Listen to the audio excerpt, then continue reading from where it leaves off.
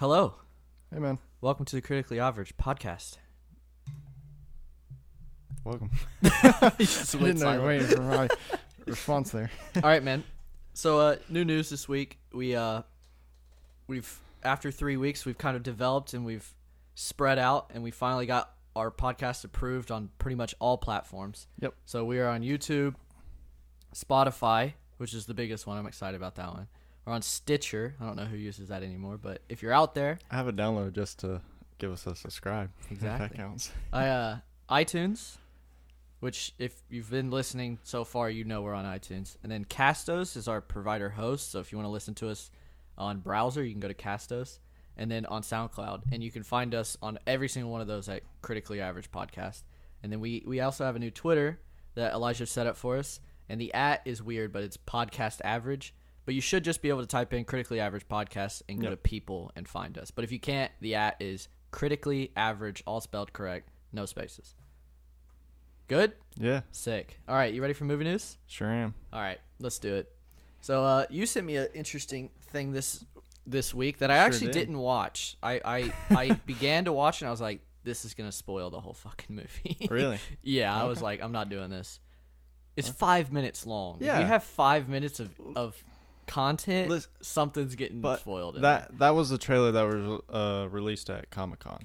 Okay. So it wasn't nothing new. We're speaking of the Aquaman trailer, by the way. The 5-minute one that got released. The extended trailer. It shows his classic Aquaman suit, And which looks amazing. The director, James Wan, tweeted out after it was released. Uh-huh. He said that, because people were saying that it just spoiled everything, but he said that hasn't even scratched the surface of the actual movie. That's good. I might go back and watch it then, because that's what I saw on Google. You sent it to me. Mm-hmm. I watched the first 2 minutes because I was in class, and I was like, okay, sick. He looks awesome. Da-da-da-da. And then I went on Google later, and it said, new Aquaman trailer spoils everything, and I was like, I'm not going to watch the rest of that. I don't know. It just but I guess it doesn't at all. Because it was a 5-minute video, but the first, there was basically 2 scenes in it. Yeah. And I don't know. And just a lot of behind the scenes talk, right? Yeah, it was a bunch of narration. Yeah. From Poseidon, I think. Yep. So stuff like that. Yeah, there's a scene where they're trying to find Atlantis. True. And they find the shrines of it in the Sahara. Nice. But that it's very exposition. Yeah. Heavy. Gotcha. But I mean, it doesn't really give that much away. Okay. I'll probably watch the rest of it then. I'm not too worried about it. I mean, what is there to spoil? There's going to be a villain. He's probably going to become king at the end, but who knows? Maybe they won't. Maybe.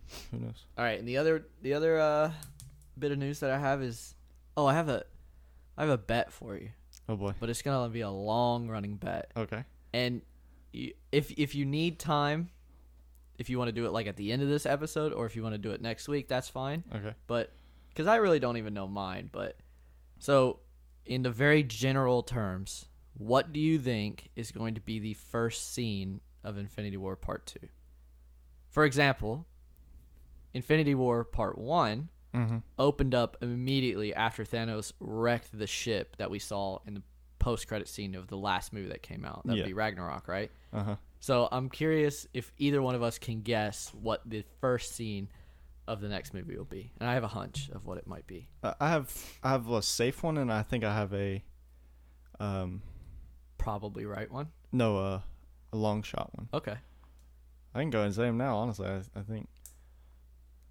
Well, because of the interest of wanting to hear both of them, I'll give you both. Okay.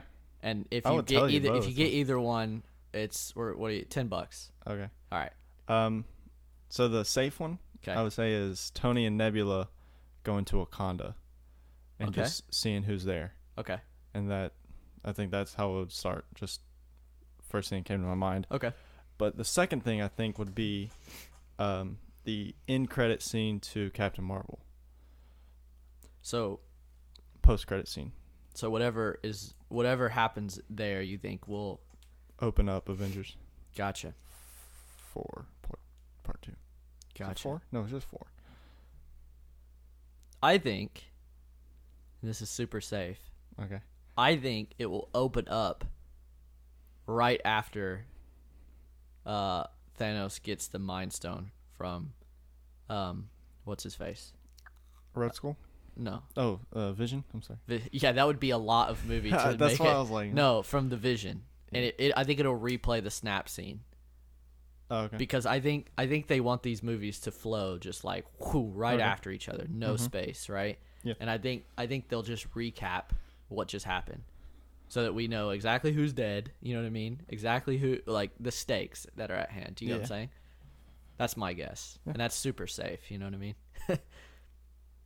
Because I mean, I don't know if they need to do that because all of us kind of are we remember it pretty well. Anyone that, and you know, that we learned pretty clearly last time that they don't really care if you seen what came before. Yeah, they're like, Ragnarok. Nope, we're making sure you watch all these damn movies to get this. So, but I think that's my guess. That's a good guess. I like your first guess though. That'd be cool. Of Tony and Nebula. Yeah, those two just showing up. Because there was only two left. I think, right? I think Mantis and Drax die. Yeah, Peter, Strange, other Peter. Yeah, they pretty much all die on Titan. Mm-hmm. Damn. Yeah. Man, it sucked to be on Titan, right? Yeah. You're like lost in space, nowhere near home, and then now you're dead. All of you, except for two of you. Spoiler. All right. I gotta write that down. Oh, yeah. I'll write it down later. Okay. I'll remind you. That's gonna be a long bet. We're gonna be like, oh yeah, we have that bet. Because what is it, May or April? It's a long way away. Yeah. All right. Did you see what happened this week with Chris Evans? His tweet. Yeah. Tear. Yeah, it was real sad. That is sad, man. Yeah. It's I like mean, that doesn't look good for his role in Infinite or the next one. He like we said a few times on this podcast, he's probably gonna fall dead. Yeah. In that, you know what I mean? He'll probably sacrifice himself to save everyone else. Yeah. Or something along those lines. You know? I would really like to see him just like retire. Just get really fucked up in this movie, like messed up. Yeah. But then like just be like, I'm out. I'm never doing it again. You know what I mean? Undefeated. Exactly. So I don't really give a crap about this movie or anything about it, but I just wanted to see if you could guess this because it's kind of like the most obvious casting of all time. There's a Barbie movie coming out. Mm-hmm. Who do you think they cast as the main Barbie? I'm blanking on her name. She played Harley Quinn. You nailed it. It's so obvious. What's her name? Margot Robbie. Margot Robbie. That's right. Is that not the most obvious casting of all time? Yeah. She's like a human Barbie. Yeah. She's got, like in Wolf of Wall Street, she's basically a Barbie. She's got perfectly blonde hair, wears the pink outfit. You know what I mean? Yeah. It's just, yeah. Wow, I didn't know if you were going to catch that right off the bat, and you nailed it. I mean, I don't know who else would play it better.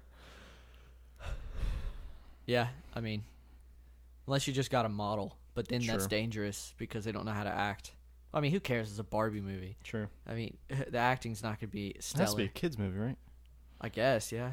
I think Toy Story just they did the Barbie well with That's with true. Ken and all Yeah, that. yeah. That That was I good. don't know why you need to make another one.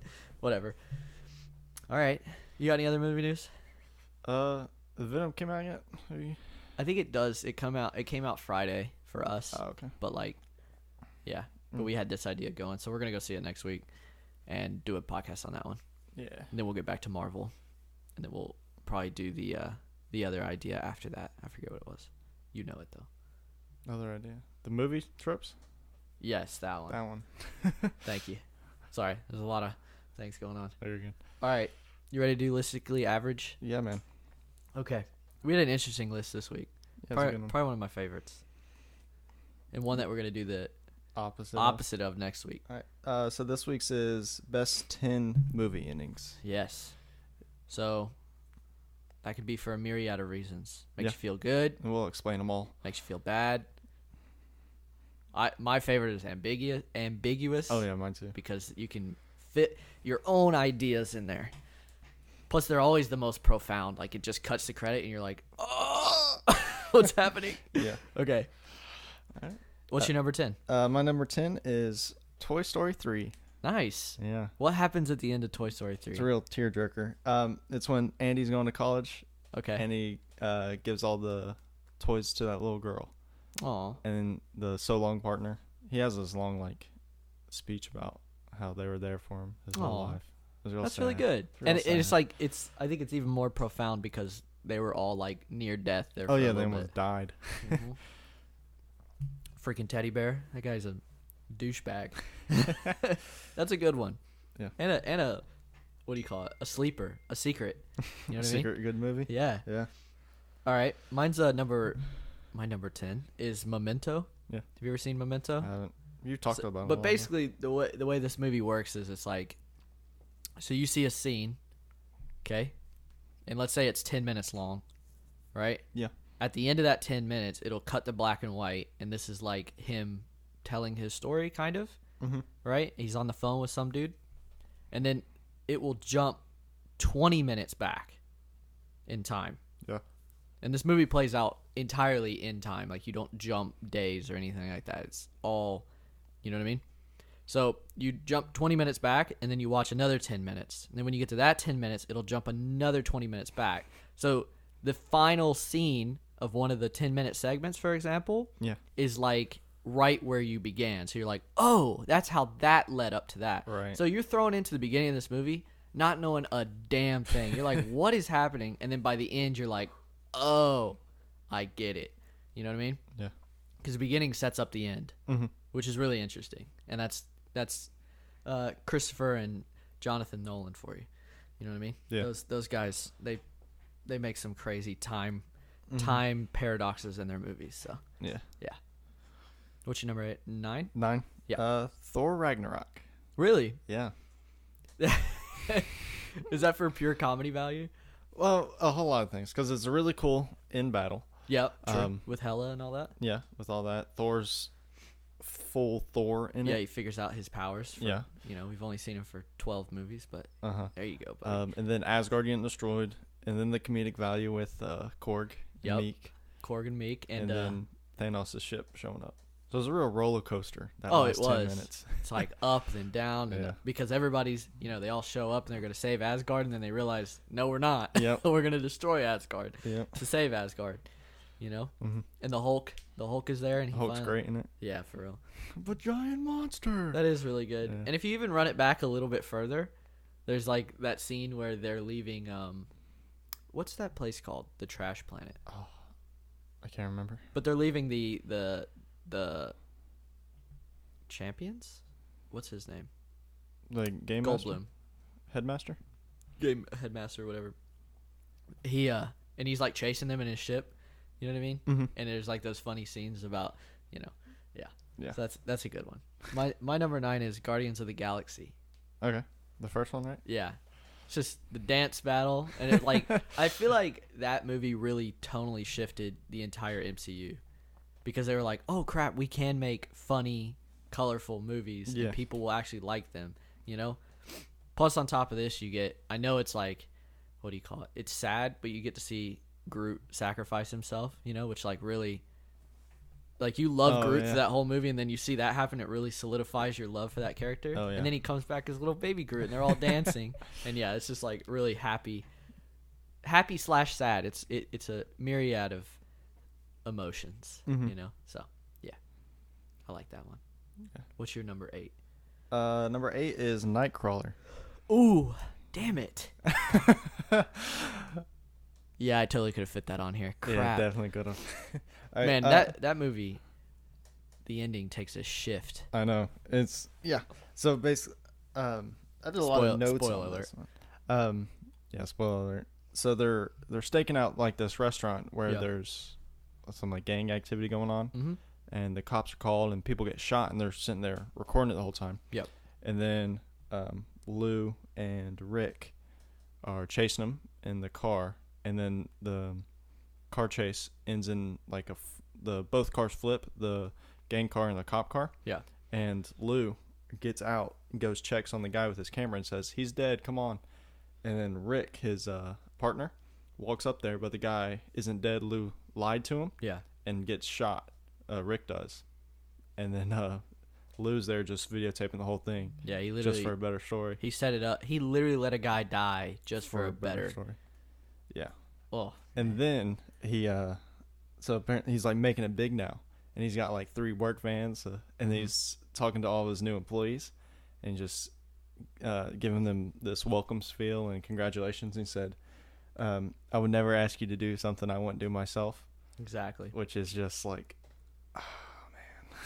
Which is like goes exactly against what he did. Yeah. You know, to get where he is. Yeah. Man, that movie is insane. Mm-hmm. That's one of those where you're like rooting for him, and then quickly you're like, okay, no, this guy is insane. Yeah.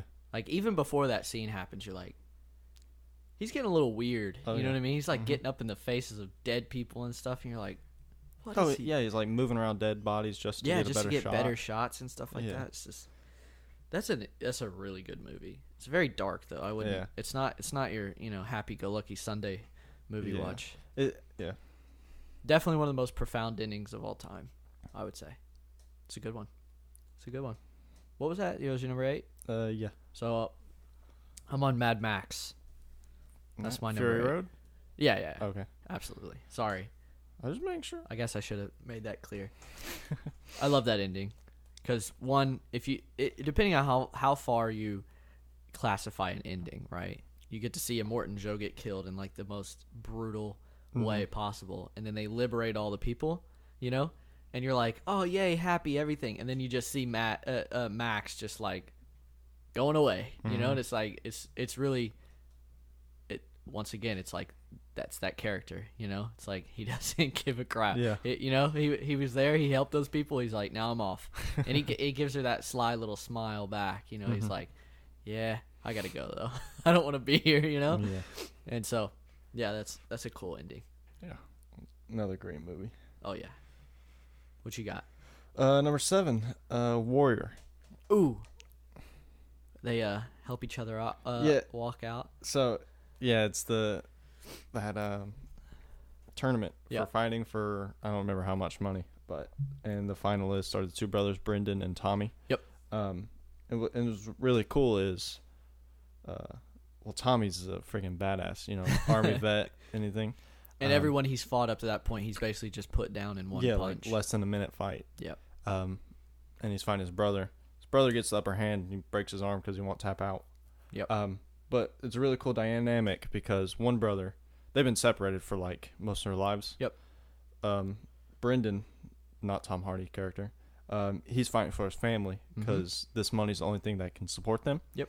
And then Tommy is like literally fighting with nothing to lose because he's lost his father to alcoholism. Yep. His brother that left when their parents got divorced. His mom got sick and died. Yep. His best friend was shot in the army. Yep. And then he lost like himself because of the war. And he got dishonorably discharged. So he has like nothing to fight for. Yeah. And he's been like wrongly accused of, he saved someone, but he walked out on his thing because his buddy died. Yeah, he got arrested afterwards, but so it's cool to see. It was cool to see like those dynamics fight and their brothers too. So and it's cool to see like even though, like Tommy won't back down, and what's his face knows he's gonna beat him. He's like, dude, you got a broken arm. You're like half dead. And Tommy doesn't have like any crew with him. It's just him. So he's getting no water, no help. Like he's bleeding, just keeps bleeding because no one can help him stop it. Exactly. Yeah. I love that about that movie as well. It's like everybody's coming out and they got their like silk robes on, you know what I mean? They got their big posse behind him and all this music. And Tommy just comes out, no music, just walks in the ring. He's got no one with him and he just beats the crap out of people and walks off. You know what I mean? Real good. I bet he tapes his own damn hands up. Probably. It's pretty ridiculous. Is the dad on Tommy's side? No. He's on the other guy? He's on Brendan's? At first, he was helping him. Yeah, I got you. All right. But, yeah, he left because his parents got divorced, and Tommy went with the mom. Yeah. And then the dad went with Brendan. Yep. So. Yep. I love that movie. Yeah. All right, my number 7 is The Usual Suspects. Have you ever seen that movie? Yeah. Yeah. Spoiler alert, that Kaiser Sose thing at the end. You know what I mean? And the coffee cup and all the stuff on the board behind him. He finally connects it. He's been talking to the mastermind this whole time, but and it's it's just like, I mean, that's just an iconic movie ending. One of the biggest spoilers of all time, and people still use the Kaiser Sose like sound bite. You know what I mean? They're always like, "Ooh, it's like Kaiser Sose." Everybody knows who that is. Yeah, if you've seen that movie. So, what's your number 6? Number 6 is The Departed. You're gonna have to refresh me on the ending Okay. of that movie. How far back are you going? About the elevator scene. Mm-hmm. Okay. That's a good one. That's a good place to start. Yeah. Jesus. Because Leo, he's pretty sure he's been like fired off the force and stuff. Oh yeah. And he figures out that Matt Damon's character is the Rat. Yep. And so he's trying to take him down, but he can't like legally because he's not a cop anymore. Exactly. And then that guy finds him trying to take in Matt Damon. Yep. And they're taking the elevator down, and then just as soon as the door opens, Leo's head just gets capped. Oh yeah. And then the guy that's helping Matt Damon. There's too many stars in this. I'm sorry. It's hard to say. Yeah. Trying to remember. And then the guy that was on the roof comes down. Yeah. And then he gets shot by the guy trying to help as well. Yeah. And then Matt Damon shoots the guy that helped him. Yep. Because he can't have any loose ties. Yep. And then later it cuts to Matt Damon walking up to his hotel. And then he just his room, and he opens the door to Mark Wahlberg, just all like cleaning suit basically with the booties on his boots, and just shoots him. Yep. It's just like it's an insane sequence of events. Yeah. Because that whole movie is just building up to this, mm-hmm. and then all of a sudden it all happens in the span of like 5 minutes, and the movie ends. Yeah. It's like it's kind of what you want in a movie ending, especially in a movie like that. Yeah. Like espionage and back and forth and because secrets and everything. Because all this build up, and you're like, oh man, Matt Damon's gonna get away with it. Yeah. And then he's just walking up to his room, and Mark Wahlberg just pops him. Bang. Yeah. It's a good one. My number 6 is No Country for Old Men. Mm-hmm. That's a crazy ending. He's just I don't know. It's just like that movie. He goes to the house of the wife. Yeah. And just murders her and takes the thing. And he's like driving, and he gets in that car wreck. You remember? I haven't seen it. You haven't seen No Country for Old Men? Okay, so you have no idea what I'm talking about. So basically, the whole thing is about this suitcase of money. Okay. Right? And it's just basically he's like, the guy, right? The fish man. Yeah. What's his name? I can't remember. Weird haircut on that air tank. Yeah, exactly. But so he goes to the house of the wife of some dude and gets the money back and all this, right? But he gets in a car wreck, and one of the craziest scenes in the movie happens. He completely compound fractures his arm, like up here, I think, on the upper part of his arm. Okay. I don't know what that is, but so he's just walking around, right, like this, and there's these 2 kids that witness. I think it's 2 or 3 kids on their bikes that witness this car wreck, and this man walks up and he goes, "How much for the jacket?" You know what I mean? And they're like, "Are you okay, sir?" And he goes, "How much for the jacket?" And he's like, "Here, just take it." And he like gives him some money, and he literally, you just watch him stick his bone back in his arm and tie the jacket around it, and he just walks off. And that's the end of the movie. It's the most insane ending, and that's one of those that's. It's kind of interesting because the villain actually kind of wins at the end. And you're like, well, that doesn't happen very often. You know what I mean? It's like, but in realistic, gritty movies like that, sometimes the villain does, He's not much of a villain. He's just kind of a dude doing bad things. You know what I mean? Mm-hmm. But it's a crazy ending. It's disgusting and cool, and it's weird. It's a good one. What you got for number 5? Infinity War. Okay. Mm-hmm. See, okay. That movie makes me way too sad to put it. It's still a good ending. No, I know. It's really good. Like it really hits you. You know what I mean? Mm-hmm. Yeah. I thought about putting it on here. I was like, yeah. There's so many like moments in that where you're like, oh. I mean, for me, it's like the Tony Stark, Peter thing. Mm-hmm. Makes it so much worse that he can feel it coming. Yeah. One of the biggest reasons it's on here is just the impact while I was watching it for the first time. Oh, yeah. Just all that taking place. I was like, oh. Like, it was hard to get that feeling towards any other movie, really. Exactly. So that's why I put it on here. It's like I've never felt so like back to back to back, just punched it in the nuts. You know what I mean? You're like, God, stop. Exactly. You know? Yep. And it's like, you know, you're watching a Marvel movie, so you're like, this could just end up being okay. You know what I mean? And then, you know, and then all of a sudden Thor comes back, and you're like, okay, things are going good. We got Thor. Yeah. He's like at full power. You know what I mean? And then, you know, there's that whole scene where Wanda actually destroys the Soul Gem, and you're like, okay, we're good. Yeah. It's just a fight with Thanos with 5 Infinity Stones now, right? Yep. And you're like, this has to be ending soon. We've been in this movie for like 2 hours and 20 minutes. You're like, what's going to happen? All of a sudden, he turns back time, and you're like, didn't even think about that. You know, you're so focused on the movie. You're like not thinking about what Thanos can actually do. Yeah. Turns back time, rips it out of his head, you know, puts it in, and you're like, uh-oh. Right? You're like, now what? And then all of a sudden, here comes Thor again. And you're like, okay, we're saved. We're saved. It's Thor. It's Thor. And then, just should have gone for the arm. Bang. And then you're like, okay, he snapped. What's happening? And then people just start disintegrating. You're like, exactly. Oh. And then every single one of the characters you've loved for the last 12, 13 years is just starting to die. And even the fact we went into it, like, predicting who was going to die. Like, we were expecting death. Well, everybody knew, like, okay, eventually someone's going to have to die, right? They're facing the largest threat they've ever faced before. Someone's going to have to die, you know? Yeah, and it was a lot more than expected. Oh, yeah. It was a big, like... Come to think about it, how many of the Avengers actually died? And compared to how many are left? Like, if it was half, which would make sense, or if it was... Well, how many are Avengers? I don't know. You know? If you want to be legit, but I'm saying, I mean, a lot, you know? Because, I mean, technically Guardians aren't Avengers. Technically, yeah. So, I don't know. Never mind then. Of all the heroes, I would say. A lot. More than half. You think? Oh, yeah. Because it's just the originals. So every single one of the Guardians dies. Yeah. Except for Nebula, if you Rocket. count. Rocket didn't die. True. I forgot he was not on, what's it called? He was on Earth. Yep.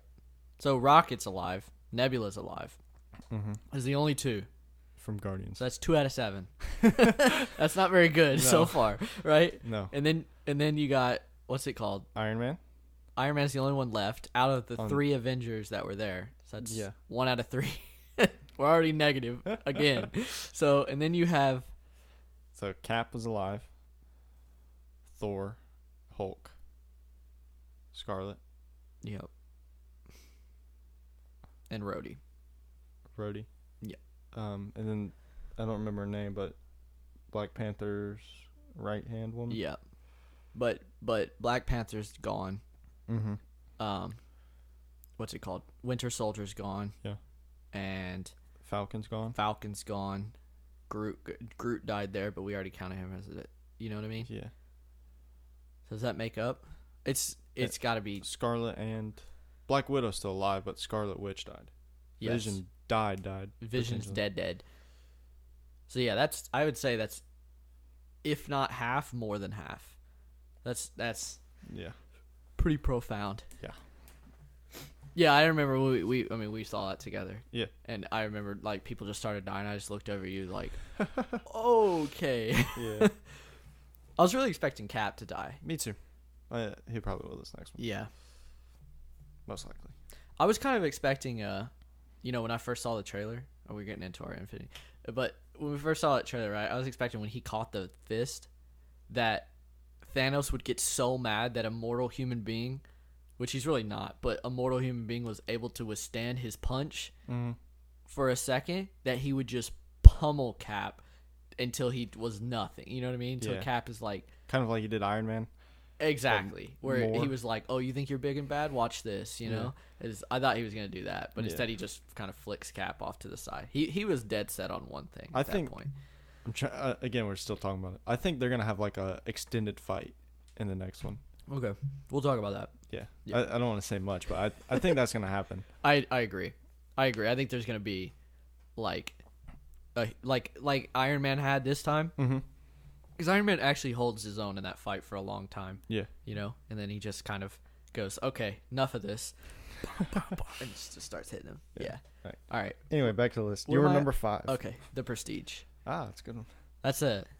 I love showing people that movie. Because it finally gets to the point where it's like underneath of the show. Yeah. Yeah. Spoiler alert for this movie. It's a pretty big spoiler. So it gets underneath, right? And you realize that he has taken the cloning stuff and used it for his personal gain and murdered every single one of his clones, which is like like a cultural, like, what do you call it?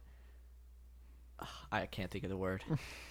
But it's like, is that morally correct? There we go. Okay. It's a moral conundrum, you know what I mean? You're like, those are probably people, you know what I mean? Or if that's even the real one. Exactly. And then you also get to hear what people think happened. Do you get what I'm saying? Yeah.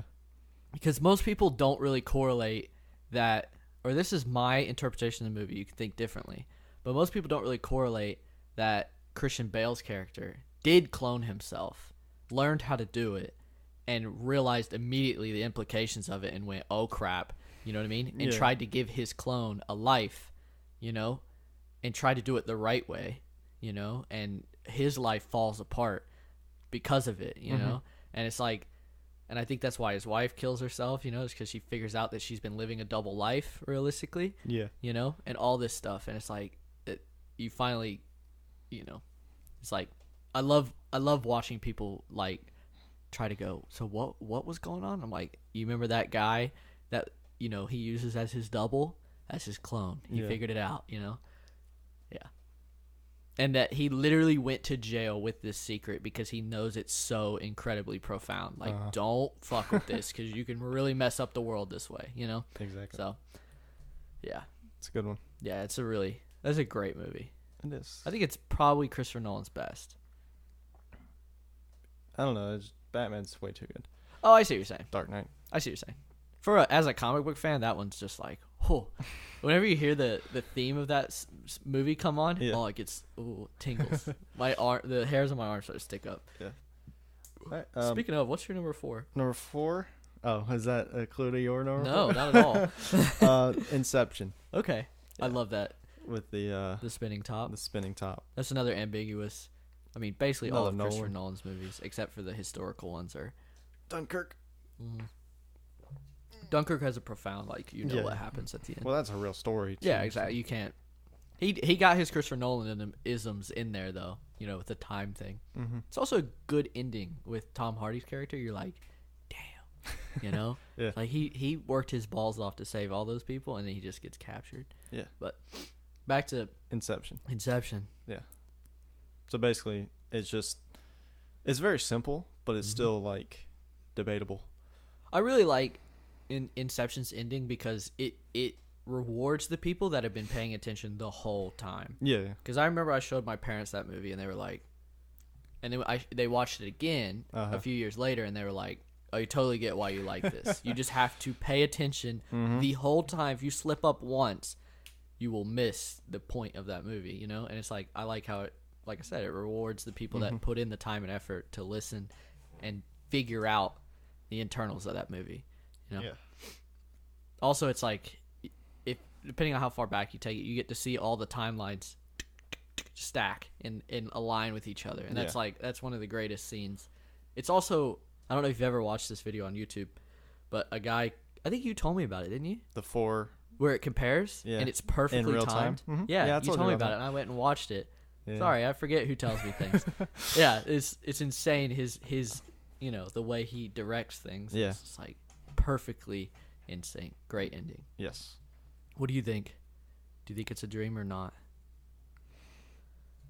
You'd have to go back and yeah, I would too. It's been a while. Yeah, because it starts to like wobble at the end, but it comes right before. But it's always wobbled throughout the movie too. Yeah, it'll do the thing and it'll just keep going. You know what I mean? Wow, that's impressive. He dropped a pin and it just fell right in between his shoes and caught it. All right. Number 4 for you? The Dark Knight. Oh! What a surprise. that was on my list originally, but I did take it off. Really? Yeah. It's really high on my list. I know.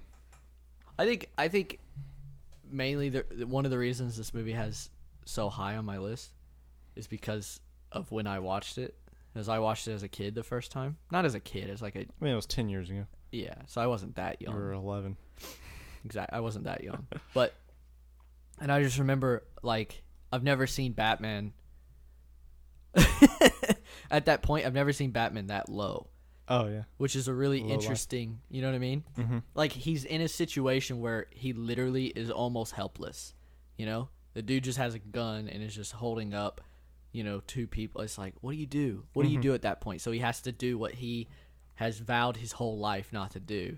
And that's, he doesn't really kill him. Yeah. But you get what I'm saying? He had to go to extreme lengths to stop that from happening. And he hurts himself in the process.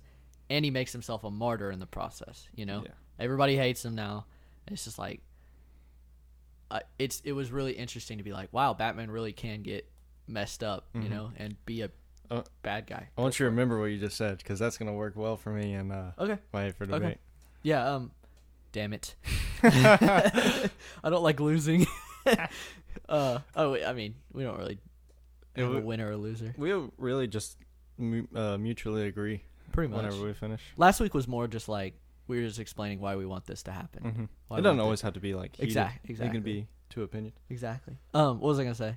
Also, there's one of the, the greatest lines. I hope I don't botch it. I got it. But he's, this Batman is the hero. Oh, that Gotham deserves, but not the one it needs right now. Yeah. Right now, yeah. It's like, that's a pretty quotable thing. Plus, it's just an amazing culmination to that whole movie. So yeah. What's your number 3? The Prestige. Nice. Yeah. Yes. I'm glad it's on yours. Yeah, we talked about that one in detail already, but why do you like it? For the same reasons? Yeah, basically. I mean, you basically nailed it on the head. Thank you. I appreciate that. Yeah. Yeah. Again, like I showed it to my dad and stepmom once. Yeah. And they had like the same reaction you said towards Inception. Mm-hmm. But they never watched it again. So, but I mean, But I remember talking to your dad about that movie and explaining like what goes on, and exactly. You could kind of see him like, oh, yeah, that makes a lot more sense. You know what I mean? Mm-hmm. Yeah. Yeah. That's a great movie. Man, people just need to learn how to sit down and watch a movie. Exactly. Yeah. It's like you don't always. Okay, I get like popcorn flicks are fun, and if you just want to go eat some popcorn, watch giant robots punch each other, I totally get that. But every once in a while, expand your cultural horizons and sit down and watch a damn movie, because you'll be surprised how much you like it. Because nowadays movies like The Prestige don't come around that often. There's been like barely one this ever. year. Yeah, last week I kind of spelled out what the hell is going on with movies, and it's not looking good. Yeah. Yeah. So. Yeah. Exactly. And the ones that do it, hint to later on my list, they make no money, which is an absolute like. I mean, I get it because they're very hard to access. You know what I mean? There's very few people that will go watch it, and if you have this huge budget, then you have a very high ceiling to reach. And eventually they do make it after putting it out on DVD, and all that kind of stuff. But it's just like most movie companies want their movie money back real quick. They don't want to have to wait 3 years to get their money back. So, yeah, it's kind of disappointing. Mm-hmm. So I'm on number 3, right? Yeah. It's mine is Shutter Island. Oh. That movie, it's great. Has a very unnerving ending. You're like, oh, wait a second. He's a patient, or is he a patient? Have they made him think he's a patient now? Yeah. Like, it's all over the place, and it's like, it's very. It makes you uneasy. Yeah. You know what I mean? You're like, you kind of get like creeped out. You're like, huh? Is all I've been watching a lie? And yeah, it's just like, ugh. It just takes that creepy factor of that movie time to, like you think you're creeped out by like the normal tropes, like people being creepy. And then it hits you with like an emotion, like a mental creep. And you're like, whoa, that's even weirder. It's like, that trips me out. Yeah. So that's a good one. Yeah. What's your number 2? 7. Oh. Man. Yeah. That movie, it's been one of the only few movies I've been mad, but in a good way at the ending. Mm-hmm. Just the box scene, and then him out in the field, and then the seventh deadly sin coming to fruition. Yep. Because of him. Yeah, and it's like you know what's coming, but when it actually, like, you know what I mean? Yeah. You're like, oh, come on. Yeah. And spoiler, when he shoots the guy, you're like, it's like all you want and all you don't want at the same time. You're just like, stop! Like, why are you doing this? You know what I mean? You're like, you want him dead, but you want him like to not fulfill the, you know, the. If that was me, I'd shoot him so hard. Oh yeah. Oh, I'd go to court and be like, I did it. They'd go, why'd you do it? I'll do it again. He'd be like, why'd you do it? I'd be like, you try getting your wife's head cut off and see if you don't shoot the dude in the face. Like, come on, are you crazy? Also, you get to see Morgan Freeman's reaction, and it's just like everybody's reaction. Like when he pieces it together, like, yeah. He's just like, shit, no. Because, he goes all the way up to that van that drops off the box. Yeah. And I can't remember. Does he look in the box first? Morgan? Yeah. Yeah, he picks up with his pen. And That's right. He's like, because it's bloody and disgusting, he picks up with his pen, and he's like, shit. He's like, he looks and realizes. He starts running. He just starts running, yeah. And he's just like, no. Yeah. Yeah. What's in the box? Yep, okay. What's your number 2? No, you're number 2. My number 2, Shawshank Redemption. Mm-hmm. I mean, I basically start the ending of that movie. It's a long movie, first off. Uh-huh. Is when the what do you call it? Basically when the police come in to his cell and he's not there. Yeah. And they throw the rock through the thing. Yeah. You know what I mean? And then they figure out it, it shows the whole like montage of him getting out. And then it shows the whole montage of the warden getting in trouble, and then it shows Morgan Freeman getting out and going and finding him and all that stuff. And I was just like, that's just the most heartwarming ending to a movie I've ever seen, And then the scene, it ends in the most, I think it's 70s or 80s movie way possible. It's just like this huge helicopter shot, which had to be massively expensive for them. Now you can just do it with a drone. Yeah. But it's like flying away from the Mexican coast, and they're, they got the boat there, and it's just like the credits roll, and you're just like, yeah, feels good. Yeah. Also makes up for the humongous heart blow that you get earlier in the movie of what's his name hanging himself because he can't handle himself in the real world, because after that you're just on a downer. You're like, and then finally it brings you back up. Yeah, it's good. What you got? Number one. Shutter Island. I'm sorry, I didn't mean to kill you. No, it's fine. It's well deserved of 1 and 3rd. Absolutely. So, it's just great. Like, even like a small thing in the movie when they get rained on and they give him the clothes. Like, you don't even think about that, but you're in the end like, oh shit. You're right. You're exactly giving him medicine. Mm-hmm. Yeah.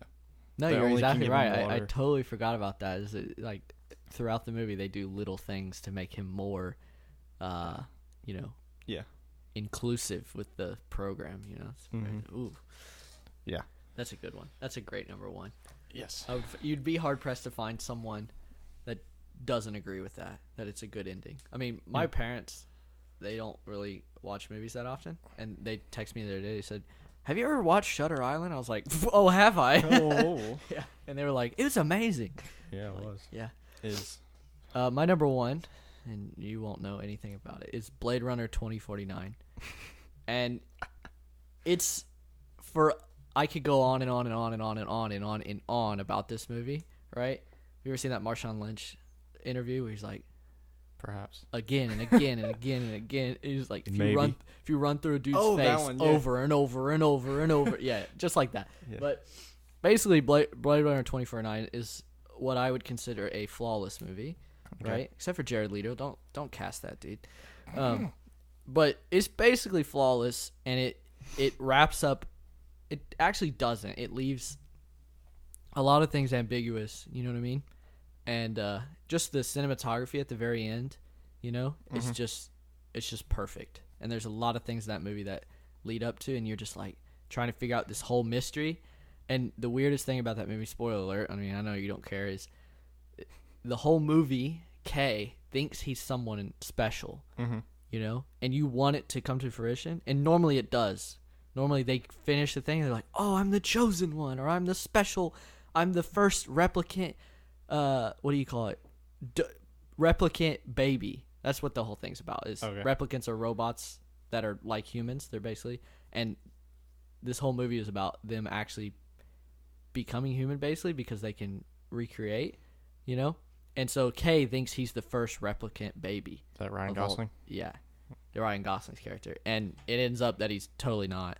And he's just a dude. He's just a normal-ass replicant. And he's not special or anything like that, you know? But you do get to figure out who is, you know? And he's just like, he's gone through this whole, like, humongous, he's risked his life over and over again to try to figure out this mystery. And then he's just like, I guess I'm not, you know? And it's just like, I don't know. It's kind of a wake-up call. It's like, maybe you're not the most special person of all time, but you can still be important, you know?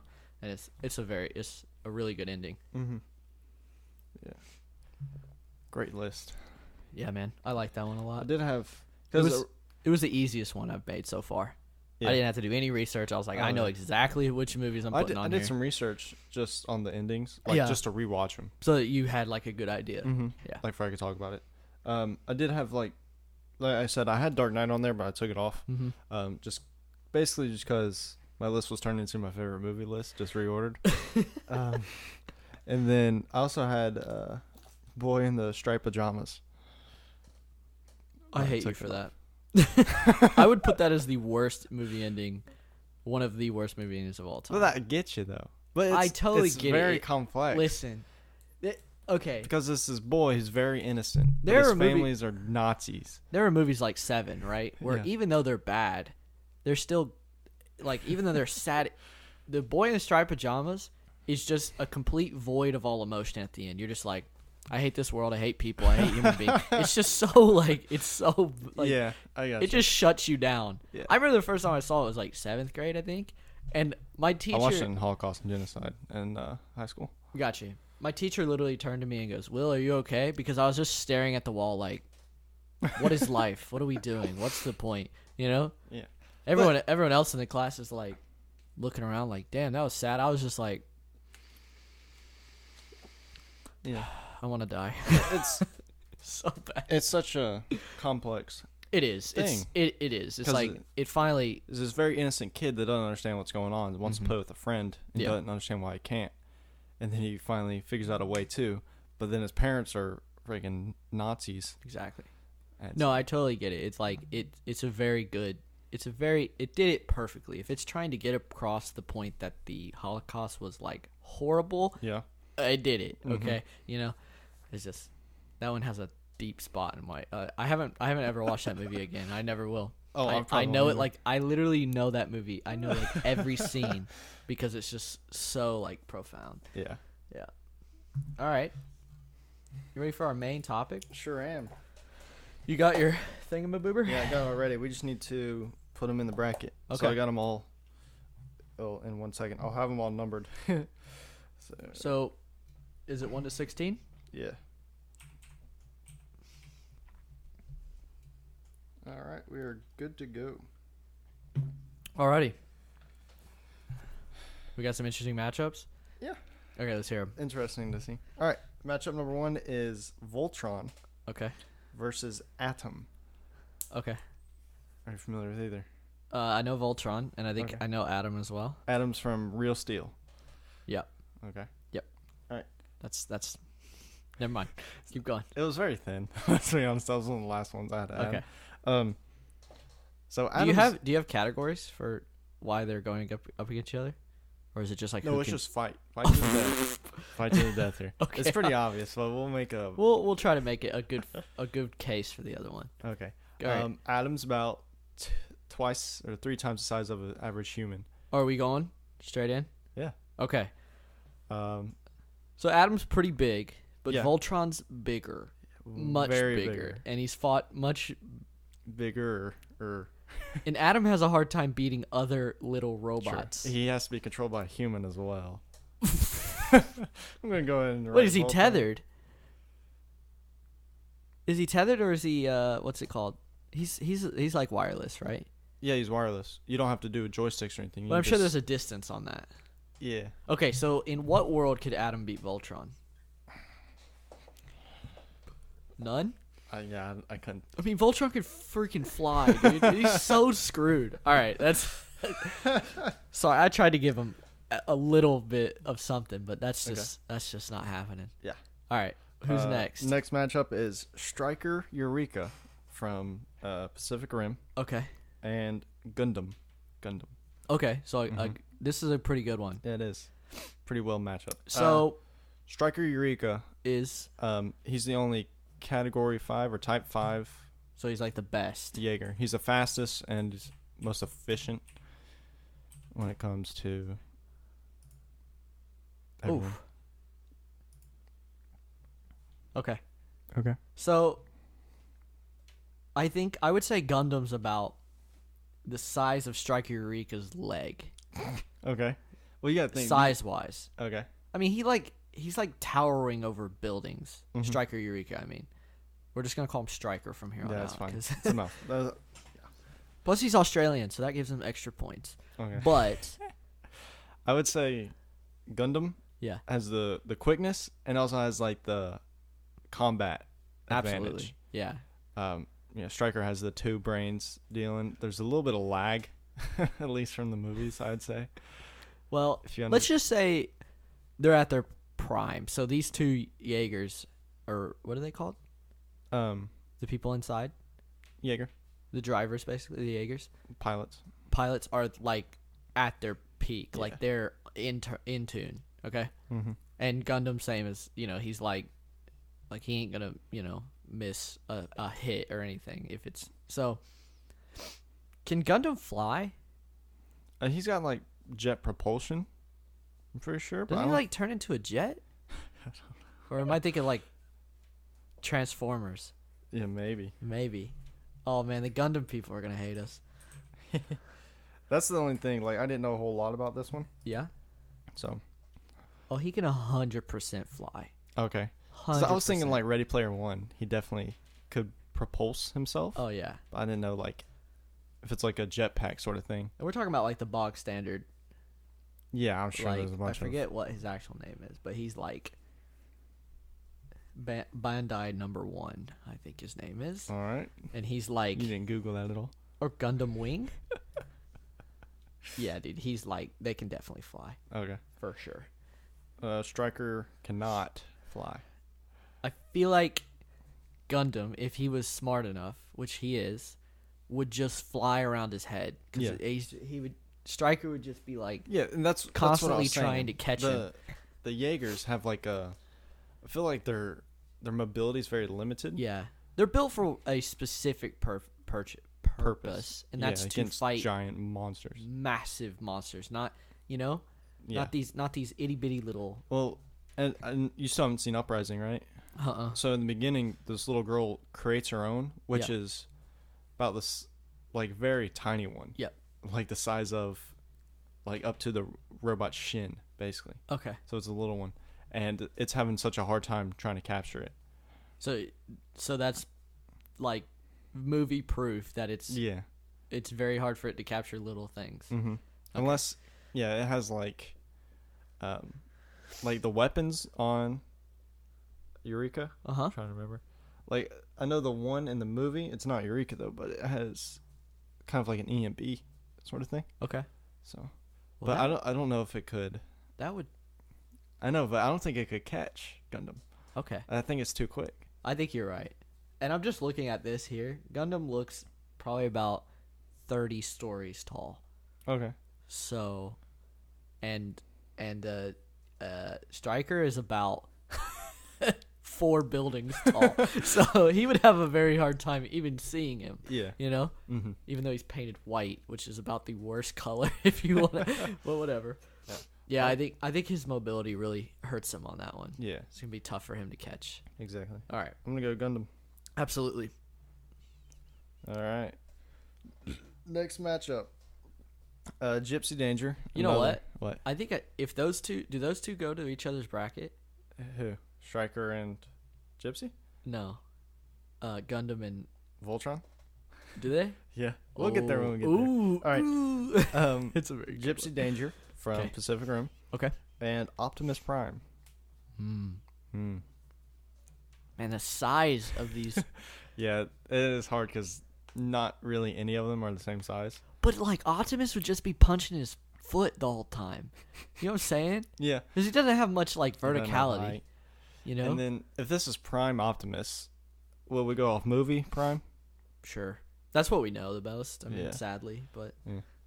I'm trying to think. He's a jet for, like, 10 minutes in the movie. So could he fly, you think? Does he have a dinosaur? Can he ride a dinosaur into battle? No. Is he allowed? No? Oh, sad. No. Does he have the sword? He has a sword. Okay. But can that cut through? Yeah. It's human steel, dude. Yeah, you're right. I mean, he chops cars in half. Does chop. But it's a lot to get through. I mean, these things are huge. Yeah. How big is... What's her name again? Gypsy Danger. Oh, she's right here. It? She? He? Thing. Oh, that's the main one from the first movie. Yeah, it's the main one. It's in the second one, too. Man, I don't know. That's a tough one. I think He's not as big. No, he's not. He's Stryker. like a 3, category 3 or type 3. I would say Optimus at full, like, bigness. Yeah. Probably comes up to, like, his reactor in the middle. You know, so Gypsy's definitely got the size on him. Yeah. Again, Optimus definitely has speed and combat, I'd say. Yeah, because, no offense, but any of these Pacific Rim robots, they're all pretty adept at fighting, and that's about it. Mm-hmm. Whereas all the other robots, that's all they've been doing, you know? Yeah. Optimus has been fighting other robots. That's a good point. He's been fighting exclusively robots for a long time. So and he's definitely smart enough, I'd say, to know where to attack. For sure. Like, if you just go for the head, you take out one of the pilots, it's over. Do you think Optimus could get the verticality to, like, hit him where it counts? Like, up in the upper torso? I think maybe. If he goes for either a reactor or a head, I think it'd be pretty much fight over. Because he takes that sword right to the head, takes out one of the pilots, it's over. And does Gypsy have that one sword that, like, breaks open? It's like the wobbly sword. Viagra'd. Looks like... It looks like a... Oh my god. Yes. That seems so impractical. You would hit yourself with that all the damn time. You'd be like... Ow, my head. Yeah, but then again, if Gypsy Danger got that to Optimus, I think it'd be over. Oh, dude, it would chop him right in half. Mm-hmm. But I think Optimus is too trained. I'm gonna go Optimus on this one, but if you have a difference of opinion, all right, sick. I think their mobility really hurts them.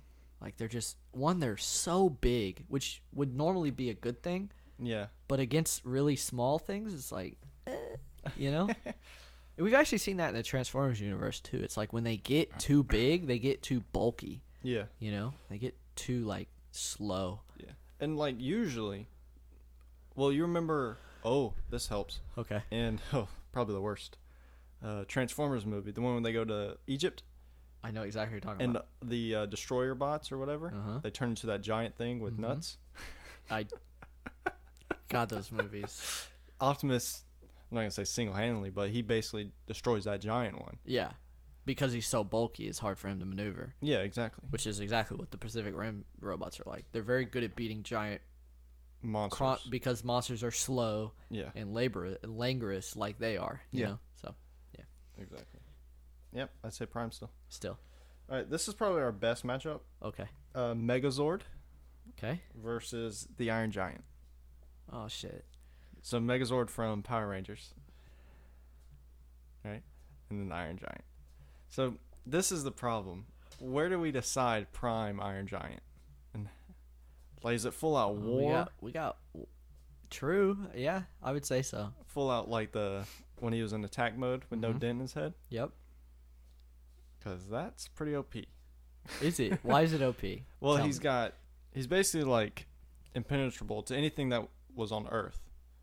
Okay, he can last a nuke. I mean, he got nuked in the movie. Damn. Remember, he's still alive.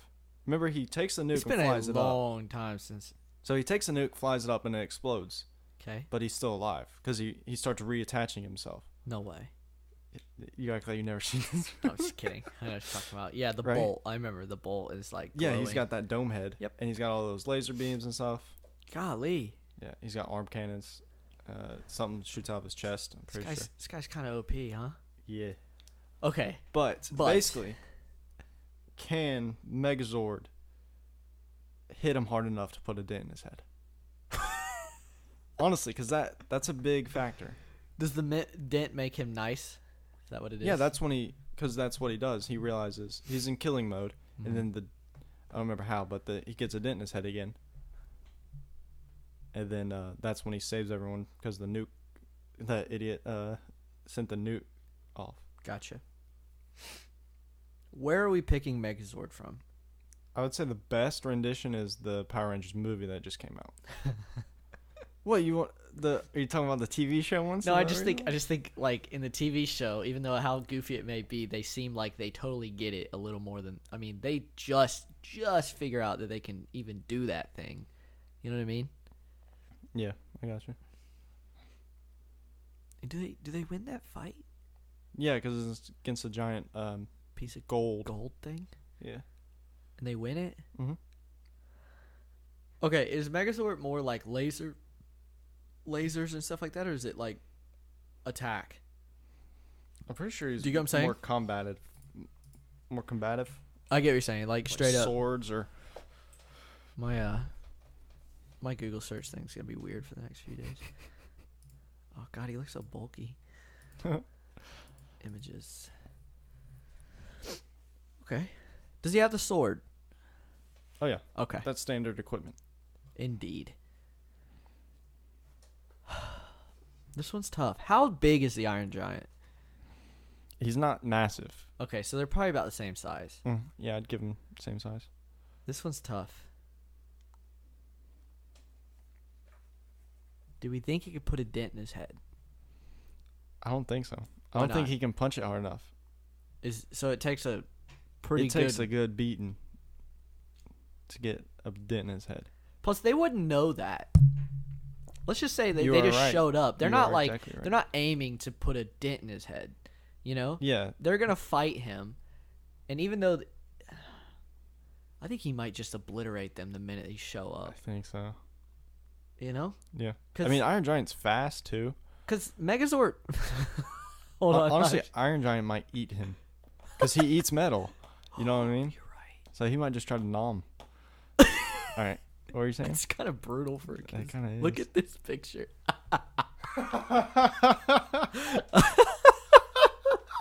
Oh my God. You have to try to explain that. This now. is like a full-grown adult. You know those dinosaur suits that you blow up, like you look all goofy? It's a Megazord, and it's a full-grown adult in this goofy air-filled Megazord. Oh my, Megazord. Yeah. Oh, another thing we Based on that picture alone, Megazord Iron is Giant controlled wins. by children. Teenagers. Oh my God. So, Iron Giant going through. Sorry, Megazord. I think it's gonna be tough to beat him. There's one I think. Okay. I think we'll figure it out. But all right. Next is Hulkbuster versus Omnidroids. Oh shit. Do you know what Omnidroids are? I should. From the first Incredibles, the giant balls with legs. Okay. Hulkbuster versus Omnidroids. All right, what? I know all about Hulkbuster. What is so special about Omnidroids? They're pretty much impenetrable. Okay. Besides their own arms. Okay. I don't know what, claws, whatever. Yeah. Right? And to defeat them, you just have to take out the head? Not the head, but it's in the middle. Like their heart or their computing system. Gotcha. Okay. And their only goal is kill heroes. Like, well, because they scan and say hero. How big are they? Well, it topples the size of Hulkbuster. What do you say? It's a lot bigger than the size of the Hulkbuster is. Okay. Then I think Hulkbuster's got this one in the bag, and I'll tell you why. As impenetrable as they may be, my boy Tony Stark has those lasers that will cut through just about anything. Right. So all he has to do is, since the Omnidroid is so incredibly large, he just rolls is a bad word. He just gets up underneath of it, lasers through it, and then just jumps and just middles the whole thing and just takes it out in one foul swoop. I mean, he literally goes through an entire building in Age of Ultron, and he's perfectly fine. Yeah. You know what I mean? Plus, he stops what is maybe the most powerful being in the Marvel Universe at that point. That'd be the Hulk, you know? Almost unkillable, and he stops him. So I think something like this would be like the giant floating aliens from the first Avengers movie. The what are those? Yeah, I know. The Chitauri or whatever, but the big ones, right? Yeah, I know. And Iron Man takes out those pretty easily. True. You know? And he's just in his normal suit at that point. I mean, you give him the Hulkbuster suit, he's got layers and layers and layers of protection. Yeah. And he's still Iron Man underneath of it. Mm-hmm. They can survive lava. Who? The Omnidroids. Remember? Seriously? Yeah, they get... Mr. Incredible throws them in that volcano. Yeah, and he comes out? Yeah. Jeez. That's pretty intense. Yeah. But what is the Omnidroid going to do to the Hulkbuster? That's gonna, I mean... If he just grabs him and he has the claw, if he can just... Okay, then squeeze, what? I don't know. He can rip him apart. No, I think Tony will rip him apart before that. You think? He'll grab him with the claw, and Tony will just be like, okay, just rip it apart. Yeah. Looks like Hulkbuster it is. I'm trying to make cases for both, but I know. Some you just can't. All right, next. But I think the Omnidroid's main thing going forward is that it's nearly indestructible. Yeah. But Tony is just like, he's got it. Yeah. You know what I mean? Yeah. All right, next. Yep. Grimlock. Also, if the Incredibles can beat an Omnidroid... Sure. They are superpowered. Okay, Grimlock. Do you know who Grimlock is, right? No. He's a T-Rex dinosaur. From? Transformers. Oh, okay, yep. I got you. And then Mechani Kong. This is why Optimus Prime can't ride in on a dinosaur. Yes. Because he might have to face him later. Okay, what'd you say? Mechani Kong. King Kong, but Mechani. I love it. I never knew he existed until I looked this up. This is a great battle, by the way. This got randomly chosen. Yeah. 2 animal robots. Basically, this happened in King Kong, if you think about it. But it's a fire-breathing metal robot. Metal. Yeah. So what? Okay. So Mechani Kong is basically King Kong, but metal. Yeah. Kind of like Mechagodzilla. Exactly, but he doesn't have any like weaponry or anything not special. like that. Yeah, he's just a giant metal robot. What's his face have? Grimlock? He's a transformer. He does have fire breath. Uh-oh. That's a problem. That is a problem. There could be some melting going on. Yeah. Trying to think. Because in the movies, he only stays as the. So he doesn't transform? Not in the movies. He does in like TV shows and the old movies. Okay. So they're about equally sized, I would say, because they're both based on organic creatures that are just enlarged, right? So, Yeah. I mean, we can honestly look at the King Kong, the bad one, because he did fight a T-Rex in it. You're right. He did. He breaks his jaw. But that was not a metal T-Rex. That was not a metal T-Rex. And it's not a transformer. It's not. That's a whole nother thing. And he did not have fire breath. That dinosaur did not. Did not. Can that fire breath melt that metal? I think regardless if it can melt it or not, it's like definitely a deterrent. You know what I mean? Like I don't think he's just gonna fly right through it. You know, just be like, here I come. I don't care that you're breathing fire on me. You know.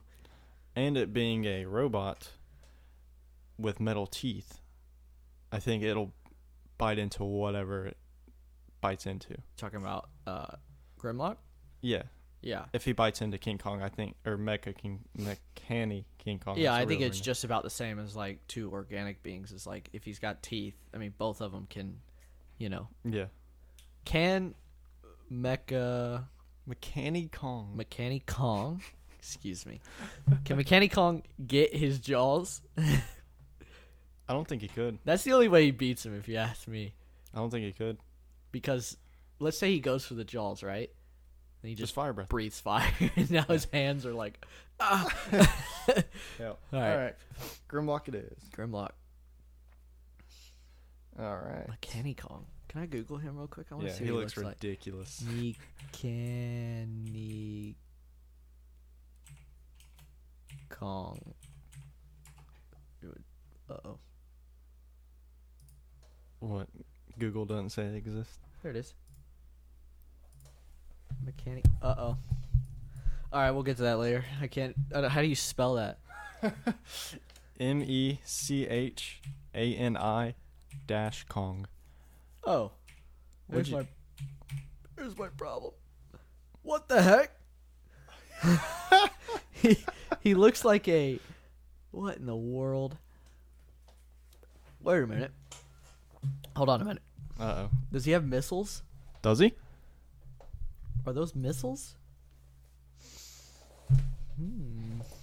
Hold on a second. Do you have missiles? Are those missiles? Look at how goofy he is. He's so goofy. What is that? Does he have missiles? I think those are just... Nah.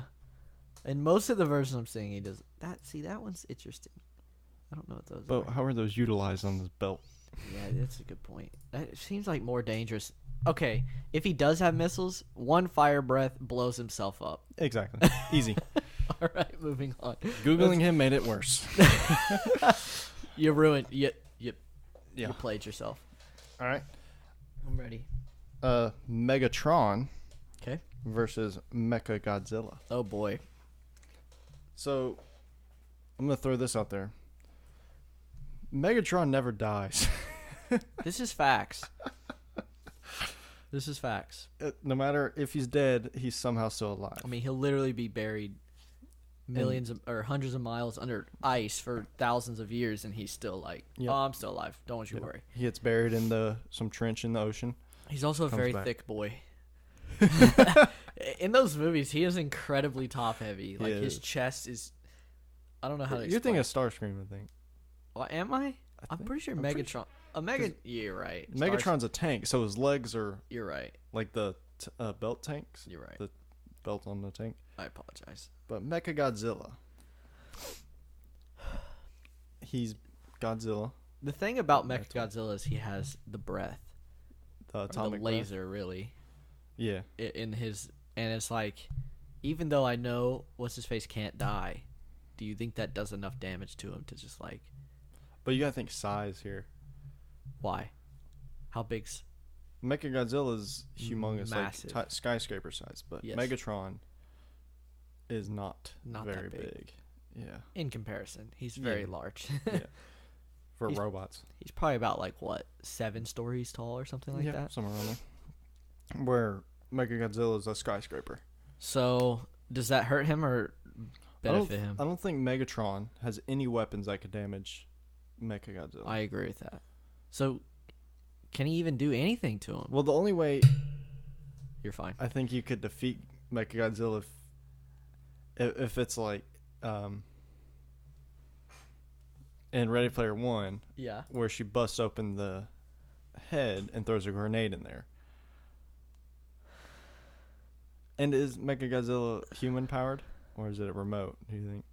Well, I think it's his own thing. I think in Ready Player One, you just had the option of controlling one. Do you get what I'm saying? Yeah. Like Gundam is his own being, right? Right? Don't ask me. I don't know. I might have just We're said offending so many people.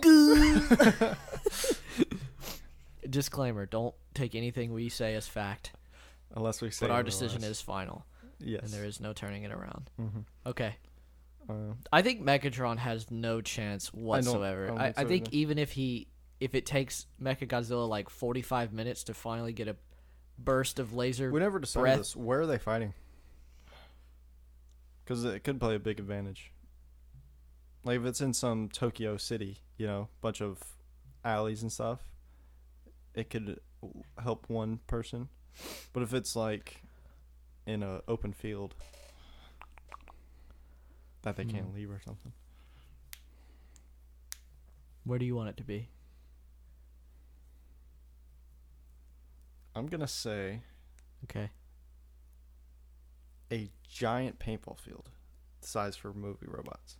Why? Because it has some hiding and also has wide open areas. Okay. I'm down. So there's some stuff like might give Megatron an advantage, like if he can hide for a little bit. So you're talking about like the normal like. Oh wait a minute. Okay. I don't know much about paintball fields. Okay.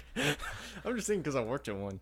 That was like, that's because you can only sneak attack someone if you hide well enough. Okay. Or if you're in an obvious spot, people can see you, even if you're hiding. Okay. But they just can't get you. But sized up, right? Yeah. Because a normal. So it's basically a city. Let's be honest. Let's just All right, the Thor city from Thor. That's a good one. I love it. That's the city they're fighting in. So basically, Mechagodzilla eats it with 1 foot. So now they're just playing in the middle of New Mexico. Got it. Yes. Yeah. So Megatron's like trying to hide behind one of the little inky-dinky buildings, and all of a sudden it's just like gone because he stepped on him. Yes. Yep. Okay. Right. I think he has no chance. No chance. Like I said, even if it takes 45 minutes for him to finally get a breath to hit or a laser to hit, you know what I mean? It's like the minute that thing connects, it's just game over at that point. All right. This one's actually a pretty good one as well. Okay. Very similar, actually. The Sentinels from X-Men and the Destroyer from Thor. Oh, those are very similar. Those are very similar. I think the Probably Sentinels. could be the same thing. The Sentinels are much larger. You know? I think they're a lot smarter. Are they? I don't know. I just get that impression. Yeah, the Thor robot just kind of has one goal. And there's, Yeah. But he does slap around gods. It's true. Which is a pretty big, Yeah, and the Sentinels are mutants. They're nowhere near Thor level. Gotcha. You know what I mean? You mean they're fighting mutants? Yeah. How do they defeat the Sentinels? I don't even know if they do. Really? Yeah, I'm trying to remember. Are they? Because whatever one that is, one of the bad ones, it really. Days of Future Past. One of them, because it's like the beginning scene, and the mutants are just getting wrecked by it. Damn. Yeah, wrecked by them. There's more than one, but we're just doing one. Does anyone ever shoot a laser at it? Pretty sure. And does it Cyclops? Does it hit? I'm pretty sure they're both impenetrable to just like a regular laser. Really? Well, what about a god killing? I'm pretty sure they both shoot like a laser out of their face. Right? Battle of the face lasers. Okay, laser. Then I think what happens is, you know what though? Something we haven't talked about. The Thor robot has home field advantage. He knows where he's been there. Also, the Destroyer from Thor is Asgardian. Sorry. Yeah. Is Asgardian. Right. So he's made of like some. He's made of, I'd say, stronger material than Absolutely. X-Men, because X-Men hasn't really divulged on out-of-world characteristic. And at no point do we see like something affect the Destroyer, like to where it. I mean, he's basically, from what I see in the movies, he's basically has like some sort of sun power. Yeah. Inside of him, so he's not gonna melt anytime soon. You get what I'm saying? Exactly. Okay, this is scenario. Destroyer lands. He's like, "Hey, I've been here before." What's up? Other guy lands, right? The Sentinel. And they both look at each other, and since they're both face-firing laser people, they both immediately shoot lasers at each other from each other's face, right? Yeah. The Destroyer's is much smaller. Yeah. Okay? And I think, so the Sentinel's laser just hits the Destroyer, and he's like, "Oh, this is nice." Yeah. Not that big a deal. And then the Destroyer's laser just goes and just rips right through the Sentinel's head. You know? Yeah. Because it's much more focused and like the power of a sun, I feel like. You know? Plus, even if that's not the case, I feel like the Destroyer could absolutely demolish it before it even knows where it's at. Because if you see how fast it shoots in that movie? Remember when the Frost Giants come down into the chamber and he's just like, boom, just takes out both of them in a Vaporizes. second. Yeah. Yeah. What you looking at? The Sentinels from X-Men. I'm just seeing. If there's anything to sway us. Mm-hmm. So, well, I'm looking. They slap around the mutants like easily. Yeah. Like in hand to hand. Yeah, they were created. I'm trying to think.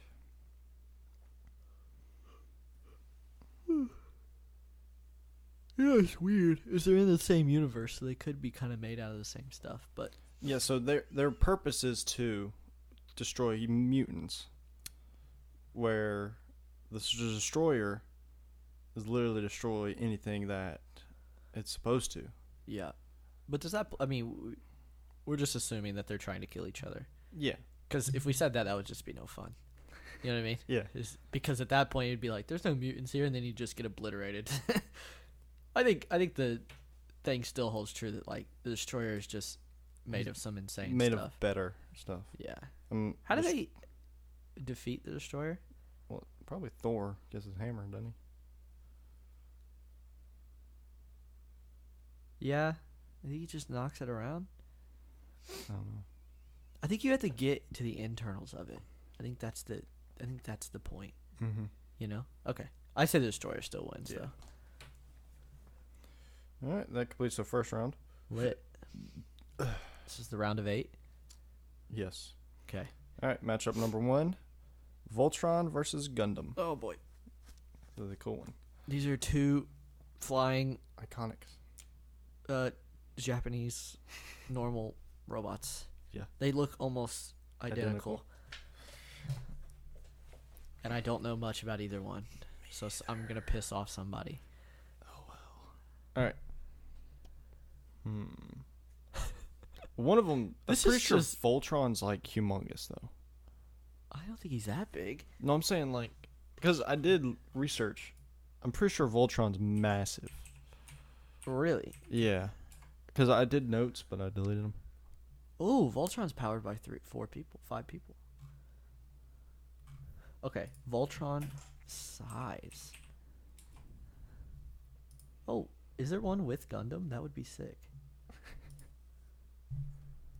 Voltron is taller, just a little bit taller than the Statue of Liberty. Yeah. Okay. It's pretty tall. And what is That's like the fluff monster. Gundam? We're gonna do Wing because that is like the main one. I'd say the most Size known, the most iconic Gundam. And what's the size? Oh boy. Okay. I don't need it compared to other other ones in the universe. That doesn't help me.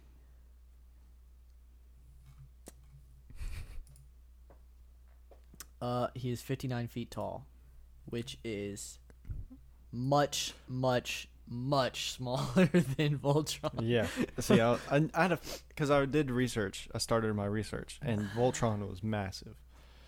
Much smaller.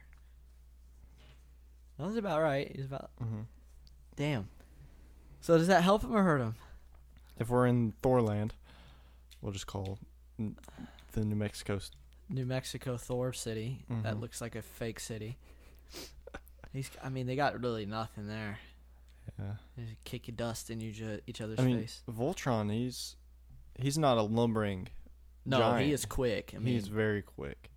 And I think, oh man, this one's just like, I think they're just going at it. Yeah. But I think Gundam has like a really tough battle to fight here because Voltron basically has to hit 2 or 3 good hits, and there's Yeah. I mean, he's so much bigger. Yeah. And he's quick. He's But doesn't he have the people controlling him disadvantage?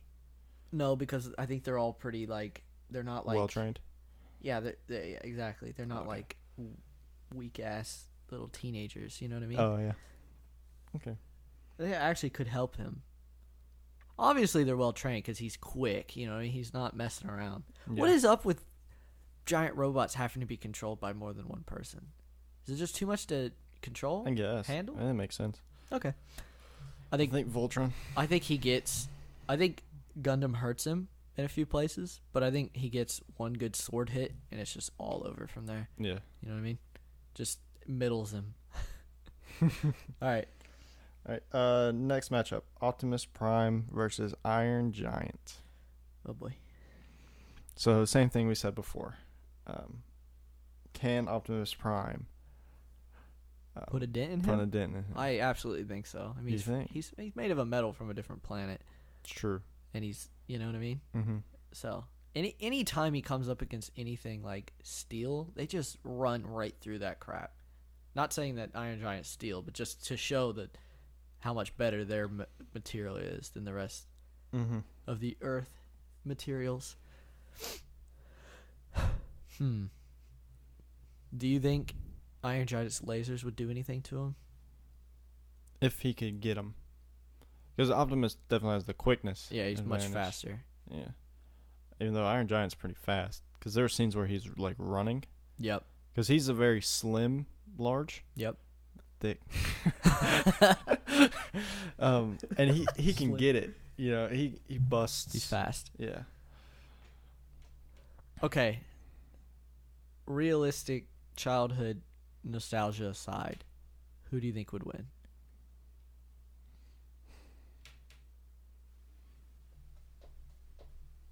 I think Iron Giant has a big dent disadvantage. Yeah. Because now, if you get now that, it does help he's in Thorland.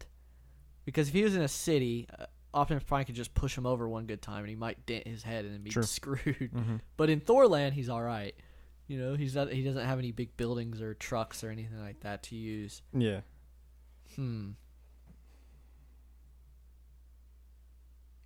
They're probably evenly matched size. Yeah. Do you think Optimus Prime's sword does anything to him? No. No? Mm-mm. Well, that answers that then. Because if his sword can't do anything to him, then what's he going to do? Yeah. Yep. I'm trying to think. I'm trying to just go through everything. He has a few guns and stuff, but that ain't going to do anything. Optimus Prime, that is. Yep. But the swords won't do anything. I don't think the guns will do anything. Okay. The only thing, if he could punch it hard enough, but I doubt he could punch it hard enough. Yeah. Yeah. Iron Giant. Ooh. All right, next. Hulkbuster. Okay. Versus Grimlock. Oh, boy. Yeah. Can I just end this one really quick? I think Hulkbuster just gets eaten. Well, like that. So fire breath. I would say Iron Man suits aren't impenetrable to fire. Like, not at all. Not at all. Yeah. They can get hot very quickly. Because in Iron Man 3, whatever the bad guy is, he literally just rips his suits apart because he's hot. Yeah. Yeah, not looking good for Hulkbuster here. No, it's not. Yeah. Grimlock. I think he just fire breaths him, turns into a ball of metal, and then just eats him. Yeah. I mean, plus Hulkbuster definitely has speed. He can maneuver easily. Yeah, but speed is kind of mute when you're that big. Do you get what I'm saying? Yeah. Like, you may be quick, but one step of Grimlock is like 12 of yours. So he's just watching you run, and you're just like, okay. You know? Yeah. Whereas some of these other ones, they're so incredibly large, it's like they wouldn't even be able to find him, you know? But it's not like Grimlock's slow either. Mm-mm. He can still run. Yeah, he's pretty quick. You know, he whips his head around, he's got his tail and everything. Yeah. Yeah, I think Hulkbuster would have a hard time. Plus, who even knows if Hulkbuster could do anything to him? True. You know what I mean? Yeah. All right, Grimlock it is. Gosh darn it. I knew you would like the Hulkbuster inclusion. Crappy. Yeah, I did like that a lot. All right. Next is Mechagodzilla. Okay. Versus the Destroyer from Thor. Face lasers. Face lasers. So home field advantage. No, just kidding. The Destroyer. Yes. Is non-royalty from this world. Yeah. You know. Do you think his solar beam face laser? Yes. Is strong enough to? I think it just cuts him in half. Do you think? Absolutely. I think so too. Dude, he just wrecks everything. Like, you know what I mean? Yeah. That's my biggest thought. I think that could. But It can't fly. Does cutting in half mean game over? Or it can depends on where. Mechagodzilla... Like, if you cut him off with the legs, yeah, just no mobility for Mecha. yeah. I mean, he could fire straight at the head. Or does Mechagodzilla do anything to the Destroyer? It's pretty strong. What's it called? Yeah. It takes a god to kill it. Indeed. So I don't know if is it like the nuclear breath like Godzilla has? Pretty much, yeah. Could that do anything? I would say yeah. I don't know. Maybe a prolonged exposure to it, which at that point he's just gonna chop him in half. It wouldn't be instant. No. Yeah. I gotta say, Destroyer, man. He's pretty BA. Yeah. He's a lot better than I thought he was gonna be. Me too. When you included him, I was like, he's got a lot going for him. He does. He doesn't have size. If he comes up against one of these crazy big ones, he could just get stepped on. All right, we're down to the final four. Okay. All right, match up. The next one, Voltron versus Iron Giant. Oh boy. Okay. I think Voltron has... Okay, so Iron Giant and Voltron are probably about the same size. Okay. No. Iron Giant's not that big. Is he not? No. So Voltron's bigger? A lot bigger. Hold on. Iron Giant's 50 meters tall. What'd you say? 50 meters. Do you know that for a fact? 50 foot. I'm sorry. 50 foot tall. It's Do you know 50 that? something. Do you know that for a fact? Because he's the one guy I researched. And he's 50 something tall. He's 50 feet tall? 50 feet. Hold on a minute. 50 feet to... I should know this, but it's like 23 something. 23 meters? Yeah. Well, how big is the Statue of Liberty? 15 meters. And how big is the Statue of Liberty? Well, he's bigger than it. I know, but I'm saying... Okay, Voltron's 100 meters tall. Iron Giant might be in trouble. Dude, he's just got to kick him. Dude, if he gets kicked... And Voltron can freaking fly, dude. He's so I'm sorry. Yeah. He may not know to put the dent in his head, but I think Iron he'd Giant's accidentally getting it. do He's it. getting a dent in his head somehow. I think it'd be more than a dent. I think it'd be like a... I think it'd be a mangled mess. Yeah. It's basically a piece of metal on a anvil with a hammer. I think that's what would happen to Iron Giant. Dude. Just get smushed. Because, like, okay, if you're going to be that small in this scenario, right, you got to have speed. Yeah. And Iron Giant is slower than Voltron. Voltron is bigger than him and faster. There's just no competition. You know what I mean? I think Iron Giant would have to hit him with the perfect laser. You know what I mean? But Voltron's just going to catch me if you can. You know what I mean? Yeah. Jeez. Sorry, buddy. All right. Man, I thought he was going to blow through this, and then that came up, and I was like, uh-oh. 15 meters tall. All right. Voltron moves on. Next matchup, Grimlock versus Destroyer. Okay. We're finally out of the, like, otherworldly metals. They're both otherworldly metals, so we really can't compare them. Yeah. The Destroyer is really slow. Mm-hmm. Have you ever noticed that? He just lumbers. He's kind of like a what do you call it? Like an artillery gun. Like wherever he's at, you don't want to get anywhere near him because he's just. This is what I would picture. They both land. They see each other across the thing. And Grimlock just charges at him.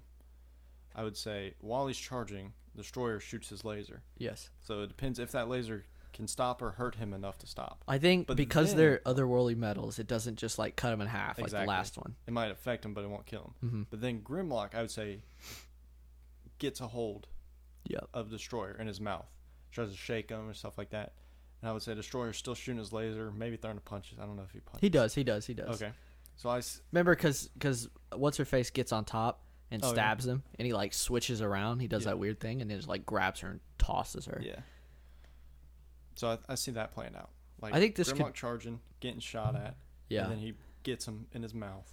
Yeah. And then he starts shaking, but then I don't think that does it for the Destroyer. And the Destroyer's trying to shoot his laser at him. Yeah. And like punching. I think I think eventually the lasers mean nothing because they both have fire, and I think they're both just like not doing anything to each other. Mm-hmm. You know what I mean? Maybe like hurting them for a second, hitting their outside armor or whatever. Yeah, I would say fire does nothing to destroy. Absolutely not. It just makes them hotter. You know. Yeah. So I think it just comes to blows eventually. I would give the advantage to destroyer at that point. Really, but he's so much smaller. Yeah. Yeah. He's barely taller than the buildings in Thorville. I'm still saying I think he would still. So you think he can just like jump through? You know what I'm saying? Like right into the mouth? Yeah, just like fall right through and just crush everything inside of it. Possibly. Because he is exponentially heavy, by the way. Yeah. I also think he could. I think he could grab at parts of Grimlock because he's very smooth, the destroyer, where Grimlock's a bunch of jaggedness from the Transformers universe. You mean a program on a computer that they went jagged metal pieces? Yeah. Max. Yes, so I think he could start ripping stuff, and then if he rips something off, and then gets the laser.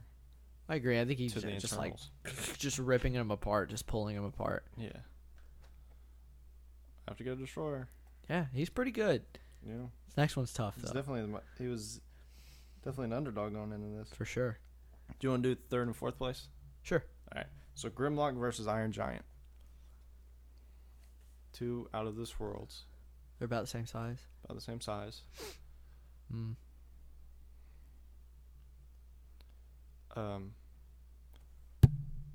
didn't mean to do that. Not Grimlock. Iron Giant does get ripped open by Mega Godzilla in Ready Player One. Does he? Yeah, across the back because he scratches at him. Oh yeah. Do you think Grimlock is strong enough to do that same thing? I would say yeah, probably. If you said Mechagodzilla does it, that's an earthly creature. Yeah. So. But does that beat him though? No. He's just kind of down. Yeah. And then because Mechagodzilla does scratch him, and then the nuke breath. Okay. But it doesn't kill him. But the fire breath from what's his face? Grimlock won't do anything. No. I mean, he survived a freaking nuclear blast. Yeah. So. But I'm just thinking if he gets his teeth on him, do you think he could do enough damage? Probably, yeah. You think? But like you said earlier, he's pretty quick. Mm-hmm. He can punch. He has all the lasers. I think Grimlock, like you said earlier, just comes straight for him, and he just punches the crap out of him, just right up in the jaw. Mm-hmm. You know what I mean? And then at that point, he just lasers him, just. Yeah, I think, and maybe really Grimlock fast. I think he would just start throwing, like, start jabbing. Yeah, and I think Grimlock might be able to get like a claw in and scratch him, but I think so. He's pretty hurt, but I think in the end he just beats him to a pulp. Yeah. So I think Iron Giant will win third. Grimlock also has like, what do you call it? The disadvantage of his like stance. He's not in a very good fighting stance versus a humanoid robot. Do you know what I'm saying? Yeah. Because he's Iron Giant's not human. Humanoid. He's got legs and arms and moves like a human. Yeah. Do you get what I'm saying? Yeah. Yeah. Whereas Grimlock's kind of in a weird like dinosaur stance. You know what I'm saying? Forward. Yeah. All right. What's number 1 and 2? I know what they are, but Voltron versus the Destroyer. All right. Voltron's very big, as we've established. Yep. Destroyer is not that big. Nope. Destroyer can't fly. He is not from here, this world. I think Voltron basically has his pick of the litter with what he does with the Destroyer. It's like because he's just on the ground and Voltron can just like attack him whatever way he wants. True. But I think a lot of what Voltron's going to do is just not going to affect him. Because you think he's too strong? What? Destroyer? No, not like that. Like, what is Voltron's main attacks? He's got a sword, right? I'm pretty sure. Voltron weapons. So he has a bunch of like hand to hand, like swords and lances and stuff like that, which I think actually hurts his chances here. Okay. Do you think he could take one of those, just straight through the hole in the head? Ooh, probably. You think? Is it too big? Well, it don't really matter if you can get it through there. If it's going through there, Yeah. it's not. Yeah, I think he could probably just take a sword, just like straight through the face. Yeah. Right? That would probably shut him down. I think so. But does that? Okay, but get this: he's coming at him with the sword, and so he just lasers it. Does that just melt the sword? It's from Earth, right? I think so. Voltron? Yeah. As long as it's not vibranium, yeah. Is Voltron? We're showing our Probably Japanese. from Earth. Our not so vast knowledge. Yeah, we're showing our.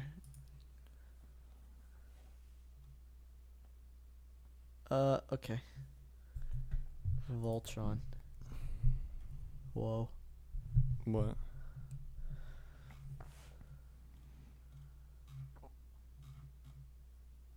I don't know. Where's a super robot known as Voltron produced? Imitation of Japanese. I don't care about all that. I want It to says know. Japanese, right? Yeah. I would say if it's piloted, it's definitely from here. To Aris and become the pilots of the robot Lions and Voltron of Earth. Yeah. So that's doesn't bode well for Voltron. No. Man. Do you think Voltron is quick enough to get the upper hand on him? Yeah, I think he's big enough and quick enough. He's pretty big. Yeah. He could just kick him around for a little bit. Yeah. Until he gets down and then just through the head. Because there is a scene in Thor where the girl stabs him and he's not like immediately ready to laser. Do you get what I'm saying? Yeah. He gets slowed down for a second. Yeah. So I think if Voltron can make it through the first few seconds of the fight and not get lasered immediately, he can kick him around for a little bit, right? And then that'll get him hurt, and then he can turn around and just stab him. Or do you think they land and the dude just starts just lasering him and he just melts his Well, I don't think Voltron will just take it. See, I'm sure he has time to move. Yeah. And he's not very good at tracking. I think he'd find out that will mess him up. Gotcha. So that his main thing's avoid that at all costs. Gotcha. If they're smart enough, anyway. Mm-hmm. And the Destroyer's really good at hitting like he can hit, but there's scenes where like he tracks the laser, like he moves it, and it doesn't track very well. Yeah. So I think Voltron's pretty quick enough that he'd have to hit him with a solid blast right away. Yeah, and also while the Destroyer's beaming, he's very solitary. Very true. Like, it takes all his head. power. Yeah, he's not gonna be walking around, running, jumping while Yeah, he's doing not that. like flying through the air, like shooting beams out of his face. So he puts it into it. He sure does. Yeah. Gotta say Voltron. I think so too. Interesting. Nice. Winner Voltron. Sweet. That was an interesting one. Not who I expected. Me neither. I didn't expect the Destroyer to be in the final thing. Me either. Yeah. He's got a lot going for him. We just didn't take into account. He's basically got the power of a sun inside of him. True. He's basically indestructible. Mm-hmm. He can morph. Like, I don't know what he's made from. He fights gods and comes out pretty well until Thor comes around. Yeah, he's pretty damn good. All right, brother. That was better than I expected. So we got what's it called to do? What? Grading system. Oh, yeah. Ready for 8 for debate? Sure am. Let me just read my notes before I don't have to look at it. Okay. Sounds fair. What? Sounds fair. Sounds fair. Let's see. 8 for debate. You want to tell them what it is? Oh yeah. We're doing Oh shoot! Oh, my mic. Mic down.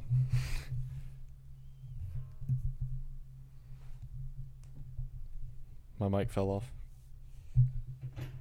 Oh no. Wait, off the thing? Yeah. Oh, okay. Is it good now? Are we back? Yeah, I'm just not gonna move it ever again. Okay, so 8 for debate. Oh, look, it's doing it again. Exactly. That's what it did. It's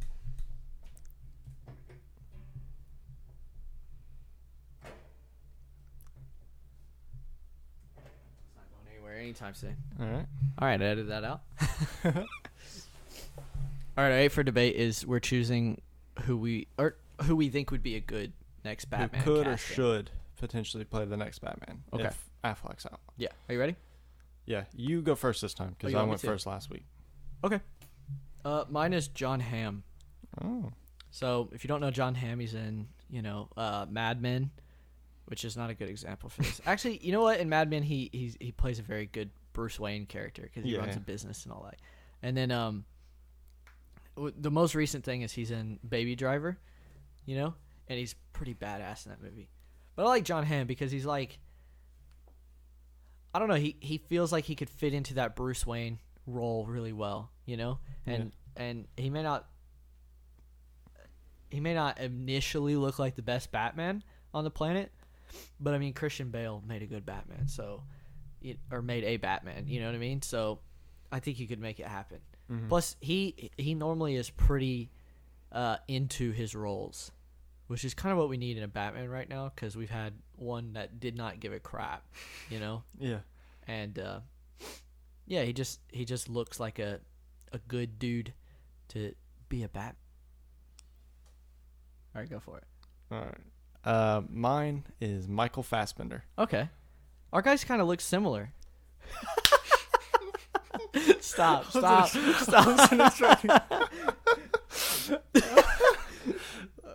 You gotta explain. Okay, so a little secret. Audacity decided to stop recording. We're just kind of running back what we just said a few seconds ago, and it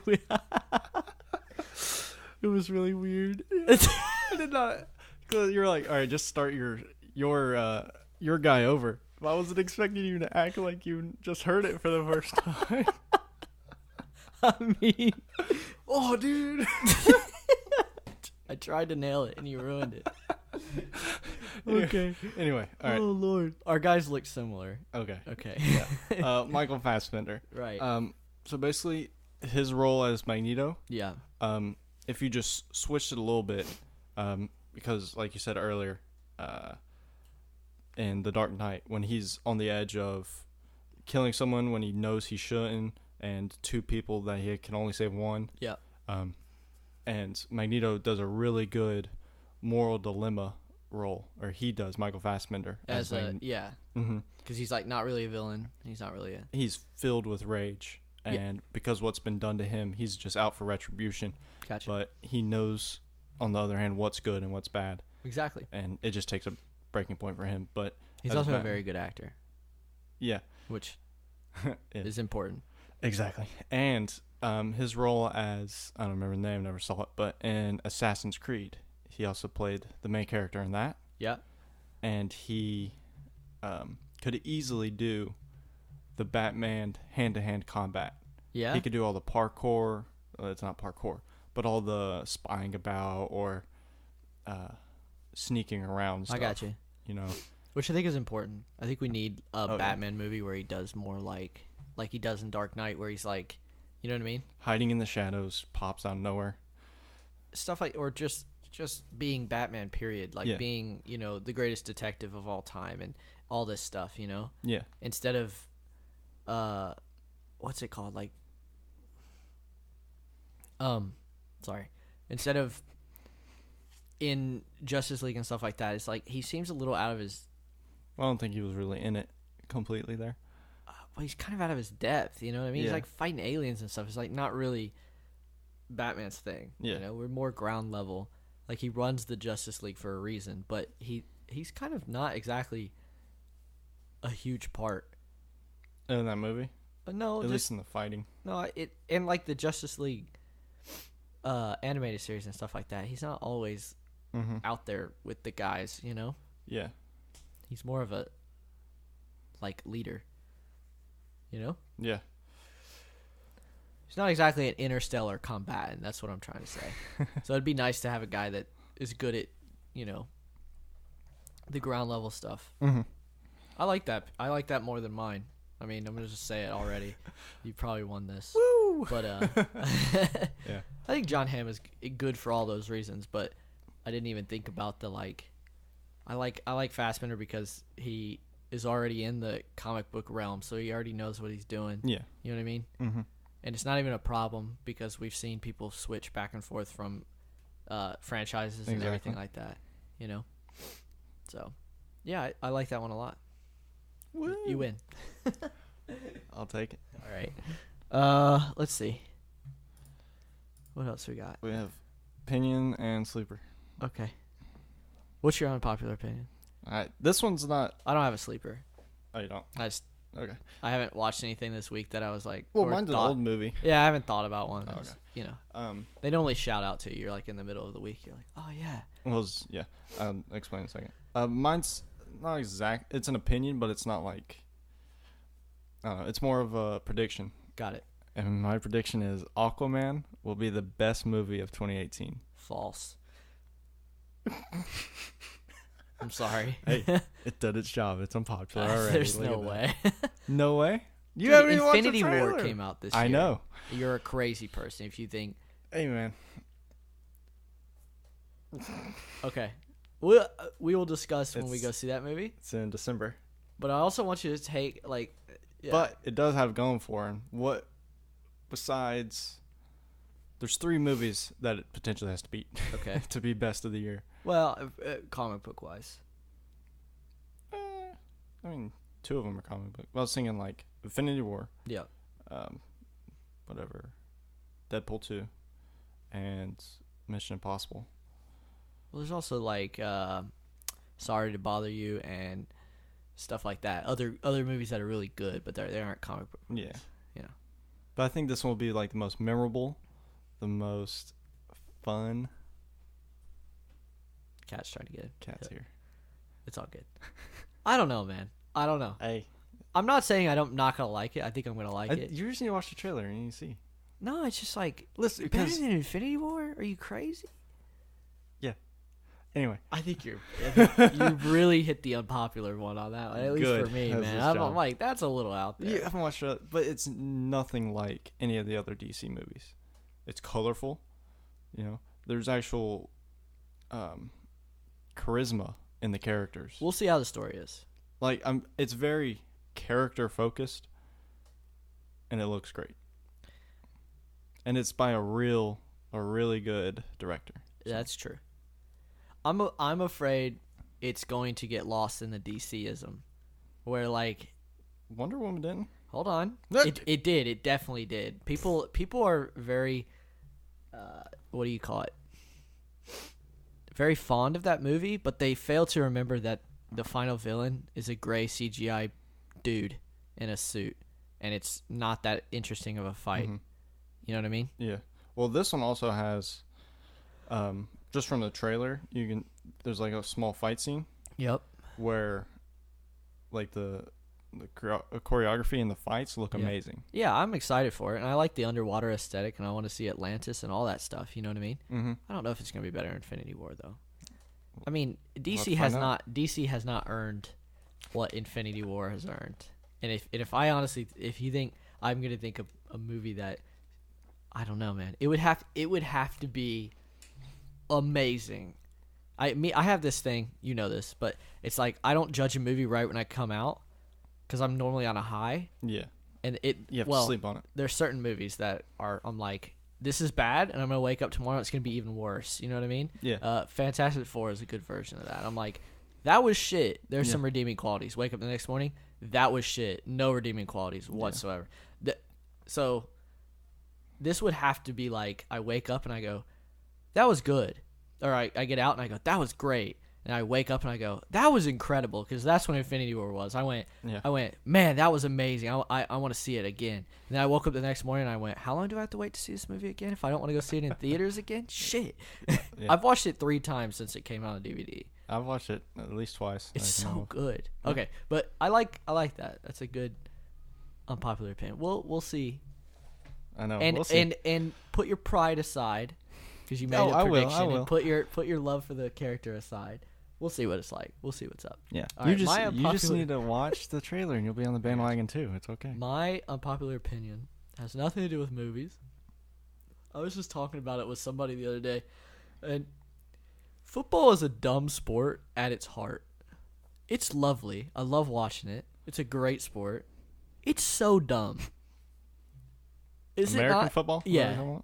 No, soccer makes perfect sense. You got 10 people, 2 goalies, and you try to get in the hole. That's as basic as sports come, you know?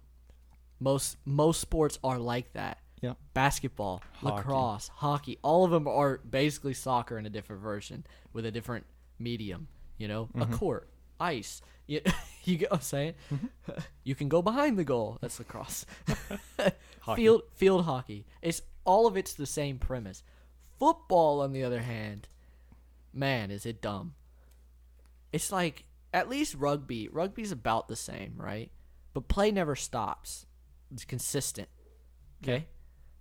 Football is so weird. They go, listen, we're going to give you 3 chances to get to this line. If you make it to that line, you get another 3 chances. Technically, you get a 4th. Most of the time, you're just going to kick it away, right? It's also named football. Barely use your foot. Yeah. Also, it's so weird because it stops. Mm-hmm. How many sports do you know that just halt and then restart and then halt and then restart? It's just so weird. Plus, it's like, hey, let's just hit each other. It's just so dumb, but I love it. It's amazing. Mm-hmm. You know what I mean? But, like, whoever came up with it first had to be like, what? Yeah, right. What are you talking about? And, you know, football for a long time was really weird. Mm-hmm. Like, I'm pretty sure it was Naismith, Naismith, right? James Naismith, he's the trophy guy. Pretty sure he came up with throwing the football in, like, 1922. What would football be like if you couldn't throw it? You know what I mean? They literally, they ran the ball for 40 years before they went, hey, we can throw it now. You know what I mean? It's like, it's such a dumb sport, but it's amazing. I love watching it. Yeah. You got a sleeper this week? Yeah, my sleeper is Nightcrawler. Yeah, that's a great sleeper. There's not enough people have seen that or talk about it. True. So, very true. It's a great movie. It's a great movie. And it's, like you said, not many people know about it. Which is what our sleeper's for. We've introduced Nightcrawler to a few people. Yeah. Yeah. John. I can remember we introduced it to John. Mm-hmm. And John was like, oh, I love that movie. You know, it's like, that's a good one. Yep. That's a good sleeper. All right, man. You done anything this week that you want to talk about? Daily dose of averageness. What you been averagingly doing? Well, later tonight, we're going to see Searching. Oh, nice. Yeah. With who? Brooke. Just Brooke? Mm-hmm. Gotcha. Yeah. It's good. Yeah. Funny story, actually. Her parents went down to Florida and saw it, and they said they hated it. And they said it was dumb or whatever. But then, like, last week, they said they saw Peppermint, the movie that came out, and they love that one. So I was like, I'm never trusting your parents' opinion again. Well, I mean, you might hate Searching, but I found it really interesting. But the fact that they followed it up with Peppermint was a great movie. God, let me just do some research on it. Oh, I did. 10% Rotten Tomatoes. No Peppermint. way. And they like that shit. And then Searching has like a 90 or something. I mean, Rotten Tomatoes not everything, but when it goes below 50%, I'm sorry, that movie's bad. Yeah. Whoa. That might be the biggest gap I've ever seen. 10% and then 77% audience score. That's odd. Well, I'm not going to judge it without seeing it, but I bet it's pretty shit. Yeah. Oh, I just saw a rating that I don't want to know. Just saw the Venom rating.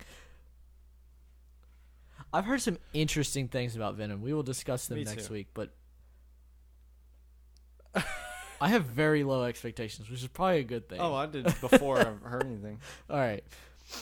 So, my deal is I've been watching this guy named Draw with Jazz. Have you ever heard of him? He's a guy on YouTube. If you like drawing things, you know what I mean? We enjoyed art in school. You know, it was like the one fun thing we got to do during school. And we were both smart enough to have extra periods when we got into, our later years. But he's a really cool guy. He's Australian. And he's got a bunch of interesting videos on YouTube. So if you like drawing that, And other than that, I've done absolutely nothing this week but study for a chem test. So yeah. Oh, and earlier we mentioned we have our Twitter set up now. Absolutely. And I'm gonna post 2 pictures on there. Yesterday, me and my girlfriend carved pumpkins. Nice. I know it's early, but she really wanted to. Mm-hmm. So that means you can do it again. That's true. I did Black Panther. Nice. It came out pretty well. It's all right. And then my girlfriend did Groot. Yeah. And those are sitting out on our front porch, which are great. I'll post a picture of them on Twitter. Yeah, you sent that to me, and I was like, I really love the Groot one. Yeah. But yours looks better. But I had to, you got to be. But no, the Groot one looks really funny. Yeah, it's cute. And I'm actually